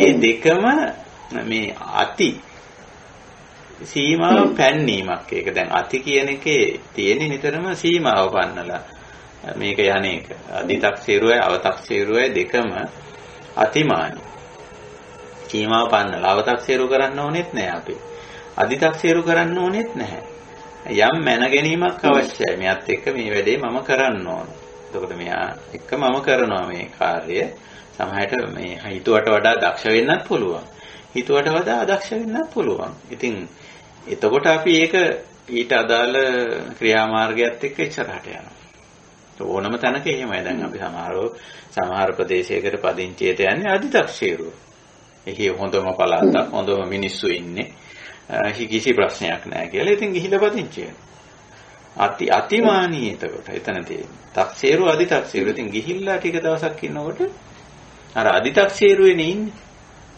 මේ හොඳම පළාත හොඳම මිනිස්සු ඉන්නේ ආදී වශයෙන් කියලා ඒ උනාට තත්ත්වය වෙනස් ඉතින් එතකොට පුද්ගලයාට එතනින් පලා යන්න වෙයි එක්ක එතන ගැටුම හදාගනි එක්ක කලකිරෙයි මොනවා හරි ප්‍රශ්නයක් තියෙනවා බුදුරජාණන් වහන්සේ කියන්නේ න අතිමානි අදි탁සීරුවකට යන්න එපා කිසිම දෙයක් සම්බන්ධ. ඊළඟට අපේ ඕක තව පැත්තක් තියෙනවා මම අර කිව්වේ ඒකයි අපේ සීල සමාධි ප්‍රඥාවලදීත් සමහර වෙලාවට අපි අදි탁සීරුවට යනවා. මම සීලවන්තයි. මගේ සමාධිය මට හොඳට සමාධිය තියෙනවා. මගේ ප්‍රඥාව ඉහළම මට්ටමේ ආයේ මම හැමදේම දන්නවා. එතකොට ඉතින් අතිමානීනේ. අදිමානීනේ අදි탁සීරුවනේ එතනදී. මැනීමක් අවශ්‍යයි. මේක කොච්චර තියෙනවද කොයි ප්‍රමාණයෙන් තියෙනවද කියලා සරල මිනුමක් අවශ්‍යයි. ඒකයි ඔය මේ න අතිමානී කිව්වේ අනතිමානී කිව්වේ. නැත්තම් මානෙ මනින්න එපා කිව්වේ නෑනේ. මැනගන්න අවශ්‍යයි. එතකොට ඔය ප්‍රශ්නෙට මම අපිට අහන්න පුළුවන් ප්‍රශ්නයක් දැන් ඔය සංයෝජන ධර්මයක් විදිහට මාන කියන එක සඳහන් වෙනවනේ. ඔව්. එතන මානෙ කියන්නේ මේ අර්ථයෙන්මද වෙන අර්ථයකින්? එතන තියෙන්නේ මාන කිව්වොත් කොතනත් මැනීම තමයි. තක්සේරු කිරීම, වැලියුේෂන් එක මාන කියන්නේ. හැබැයි අපි මැනීම සංයෝජනයක් බවට පත් කරගන්නවා. මැනීම නෙමෙයි එතන ප්‍රශ්නේ තියෙන්නේ. මානේ නෙමෙයි ප්‍රශ්නේ තියෙන්නේ මාන සංයෝජනේ. දැන් සංයෝජනයයි ගැටලුව. එතකොට අපිට මනින්න පුළුවන් යමක්, තක්සේරු කරන්න පුළුවන්. හැබැයි ඒ තක්සේරුව ඇතුලේ විවිධ දේවල් තියෙනවා. දැන් අපි මනිනකොට මිම්මක් තියෙනවා. අපි යමක් තක්සේරු කරනකොට මනිනකොට ඒකට මිම්මක් තියෙනවා අපිට.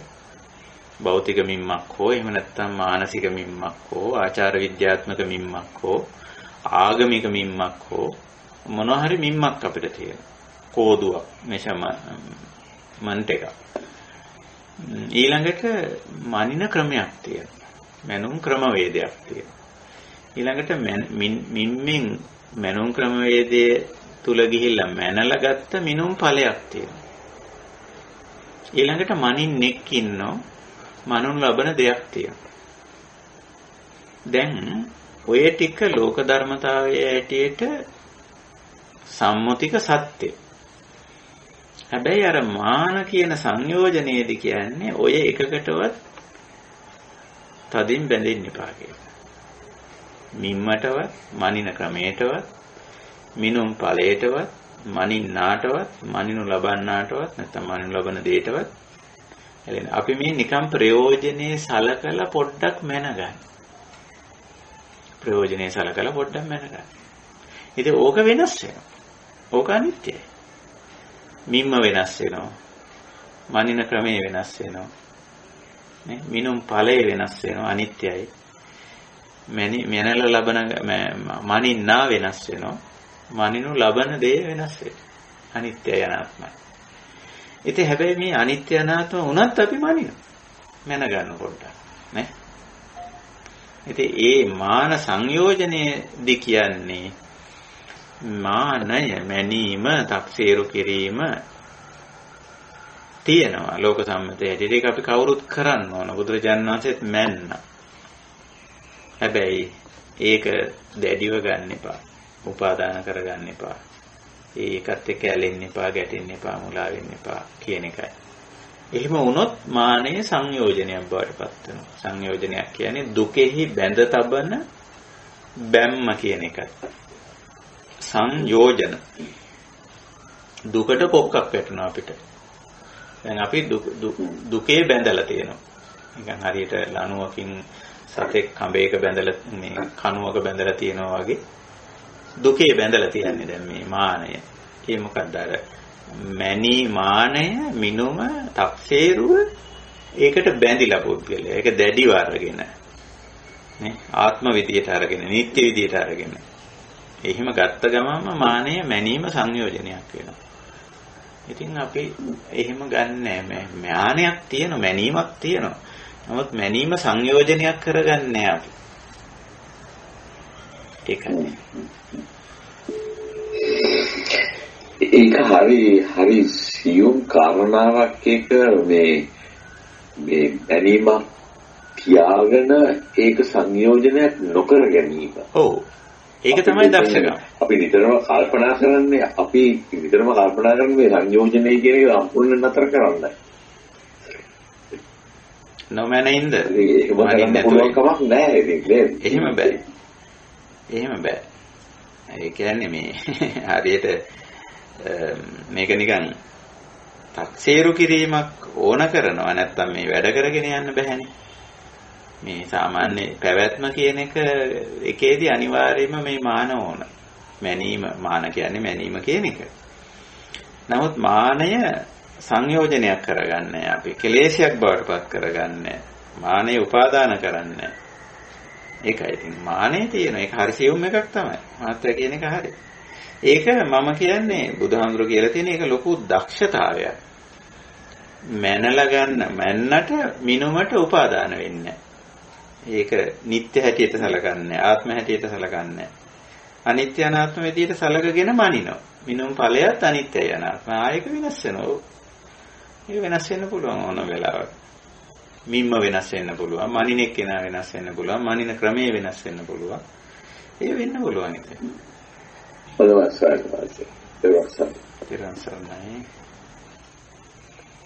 දැන් අපිට වෙනත් සාකච්ඡා කළ යුතු දෙන්නම තියෙනවා. අපි ධම්මම හිමා කරමු. එතකොට අපි මේ ධම් සභාවට අද අපි එකතු කරගත්තේ කරණීය මෙත්ත සූත්‍රය කියලා අපි සාමාන්‍යයෙන් විවහාර කරන්නේ. මෙත්ත සහ කරණීය දෙකම ඇතුළත් නිසා වෙන්නේ නැති කරණීය මෙත්ත කියලා සමහර විට මේ සූත්‍රය හඳුන්වලා ඇත්තේ. ඉතින් මුලින් තියෙන්නේ කරණීය. තමා විශ්ින් කළ යුතු නැත්නම් අප විශ්ින් අප තුල වර්ධනය කරගත යුතු කුසලතා පද්ධතියක් තමයි දේශනා කරන්නේ. එතනින් පස්සේ මෛත්‍රිය සහ නිවනට අදාළ කමඨහන් කතා වෙනවා. සූත්‍රයේ අපි කොටස් තුනකින් තමයි මතු කරගත්තේ. ඉතින් පළවෙනි කොටසේ තියෙන අප විසින් අපි තුල වර්ධනය කරගත යුතු කුසලතා ටිකක් ගැන තමයි අද අපි සාකච්ඡා කළේ. ඒකේ තව ටිකක් ඉදිරියට තියෙනවා. ඉතින් අපි ඉදිරි අවස්ථාවක හමු වෙලා කතා බහ කරමු. අපි නැවත මුණ ගැහෙන්න වෙන්නේ අපිට ඇත්ත වශයෙන්ම 15 වෙනිදා. අද 12 13 14 දින දෙකේ අපිට මට දහම් හමුවට ඒමට නැහැකිතාවයක් තියෙනවා. ඒක නිසා අපි 15 වෙනිදා මුණ ගැහෙන්න බලාපොරොත්තු වෙනවා සෙනසුරාදාවේ මේ සුපුරුදු වෙලාවට. අපි ඒක සටහනක් තියන්න. ඉතින් අපි කරණීය මෙත්ත සූත්‍රයත් ඉතින් ප්‍රසිද්ධ සූත්‍රයක්. ඉතින් විවිධ විදියට මේවට අර්ථකථනක් සපයලා තියෙනවා. මම මේ පිළිබඳව මගේ කල්යාණ මිත්‍රයෙක් එක්ක පහුගිය වෙලාවක සාකච්ඡා කරපු වෙලාවක එතුමා පෙන්නුවා මේ අන්තර්ජාලයේ තියෙනවා මේ අපිට සාමාන්‍යයෙන් සර්ච් කරලා බලන්න පුළුවන්කම තියෙනවා. අන්තර්ජාලයට ගිහිල්ලා මේ 20 translation of Metta Sutta කියලා ලිව්වොත් ප්‍රසිද්ධ වර්තමානයේ ප්‍රසිද්ධ අය ඉදිරිපත් කරපු මේ සූත්‍රයට ඉදිරිපත් කරපු ඉංග්‍රීසි පරිවර්තන 20ක් එක දිගට තියෙනවා. එක කොලම් 20ක් විදිහට දාලා තියෙනවා. පාලි එක ඉස්සරලා දාලා තියෙනවා. ඊට පස්සේ ඔය අපේ සුප්‍රසිද්ධ ස්වාමීන් වහන්සේලා අපේ ඉන්න වල්පොල රාහුල හාමුදුරුවෝ සද්දාතිස්ස හාමුදුරුවෝ වගේ අපේ රටේ ප්‍රසිද්ධ හාමුදුරුවෝ ආදී ඇත්තෝ තවත් ලෝකේ නොඑක අයගේ පරිවර්තනත් අපිට හම්බ වෙනවා. කැමති ඇත්තන්ට ඒවා කියවලා බලත හැකියි. ඉතින් ඒවයි මේ කෙනා මේ සූත්‍රවලට දීලා තියෙන ඒවා පරිවර්තන නැත්නම් අර්ථකථන ඔහොම තියෙනවා. ඉතින් අපේ පරිවර්තනක් තියෙනවා. මේ බුද්ධ ජයන්ති පරිවර්තන තියෙනවා. තවත් ඒවා තියෙනවා. නමුත් මේ සියල්ල තුලින් අපි මේකේ සාරය තමයි අපිට වැදගත් වෙන්නේ උකහා ගන්න අපි දක්ෂ වෙන්න ඕන ඒකයි. ඉතින් ওই විදිහට මේ අපි බලමු කරණීය මෙත්ත සූත්‍රයේ කරණීය මොනවද මෙත්ත මොනවද කියලා ඉදිරියට තව ටිකක් සාකච්ඡා කරමු. ඉතින් මේ හැම දෙයකින්ම අපි මේ සාකච්ඡාව ආරම්භයේදී මතක් කළා වගේ අපිට මේ යථාබෝධය ඇති වෙලා මෙතනත් ඉතින් අර කල යුත්තේ කරණීය කොටස බුදුරජාණන් වහන්සේ අපිට මුලින් පැහැදිලි කරලා දෙනවා. ඉතින් අපිට තියෙන්නේ කරණීය කරන්නයි. කල යුතු දේ කරන්නයි තියෙන්නේ. ඉතින් අපි තුල වර්ධනය කරගත යුතු කුසලතා තමයි ඉස්සර වෙලාම බුදුරජාණන් වහන්සේ කරණීය හැටියට අපිට උගන්වන්නේ. ඉතින් අපි ඒක උත්සාහ කරොත් අපිට පුළුවන්කම ලැබෙනවා අපි බලාපොරොත්තු වෙන සන්තම් පද ශාන්තිය සන්තම් ඇති කරගන්න. ඒකට පදේ තමයි, ඒකට මාර්ගය තමයි මේ බුදුරජාණන් වහන්සේ දේශනා කරන්නේ. ඉතින් අපි උත්සාහ කරමු අනිත් අයටත් මේවා තෝරලා බේරලා දෙමු පුළුවන් විදියට. දීලා අපි මේ ශාන්ති පදේ තේරුම් අරගෙන ශාන්තිය සාක්ෂාත් කරගන්න අපි උත්සාහ කරමු. ඒ සඳහා හැම දිනාටම අපි මේ කරන්නා වූ ධර්ම සාකච්ඡාව, ධර්ම විවරණයේ ධම් සභාව උපකාර වේවා. ඒ තුලින් ගිහිල්ලා ශාන්තියවත් පරම ශාන්තිය නිර්වාණ ධර්මය සාක්ෂාත් කරගන්නටත් හැම දිනාටම ශක්තිය ධෛර්ය වාසනාව උදා වේවා කියන උතුම් අදිෂ්ඨානයෙන් අද අපේ සදහම් හමුව නිමා කරනවා. හැම දිනාටම තෙරුවන් සරණයි. තෙරුවන් සරණයි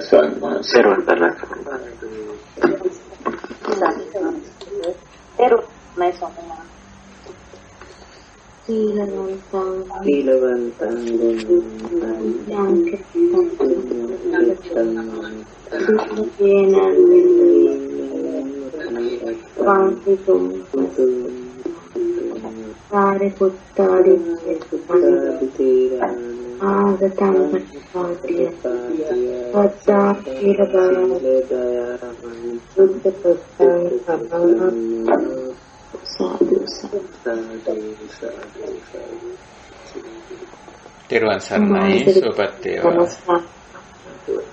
Therwan Sarnai Sadhu Therwan Sarnai Sadhu Hamadena Therwan Sarnai Hamadena Therwan Sarnai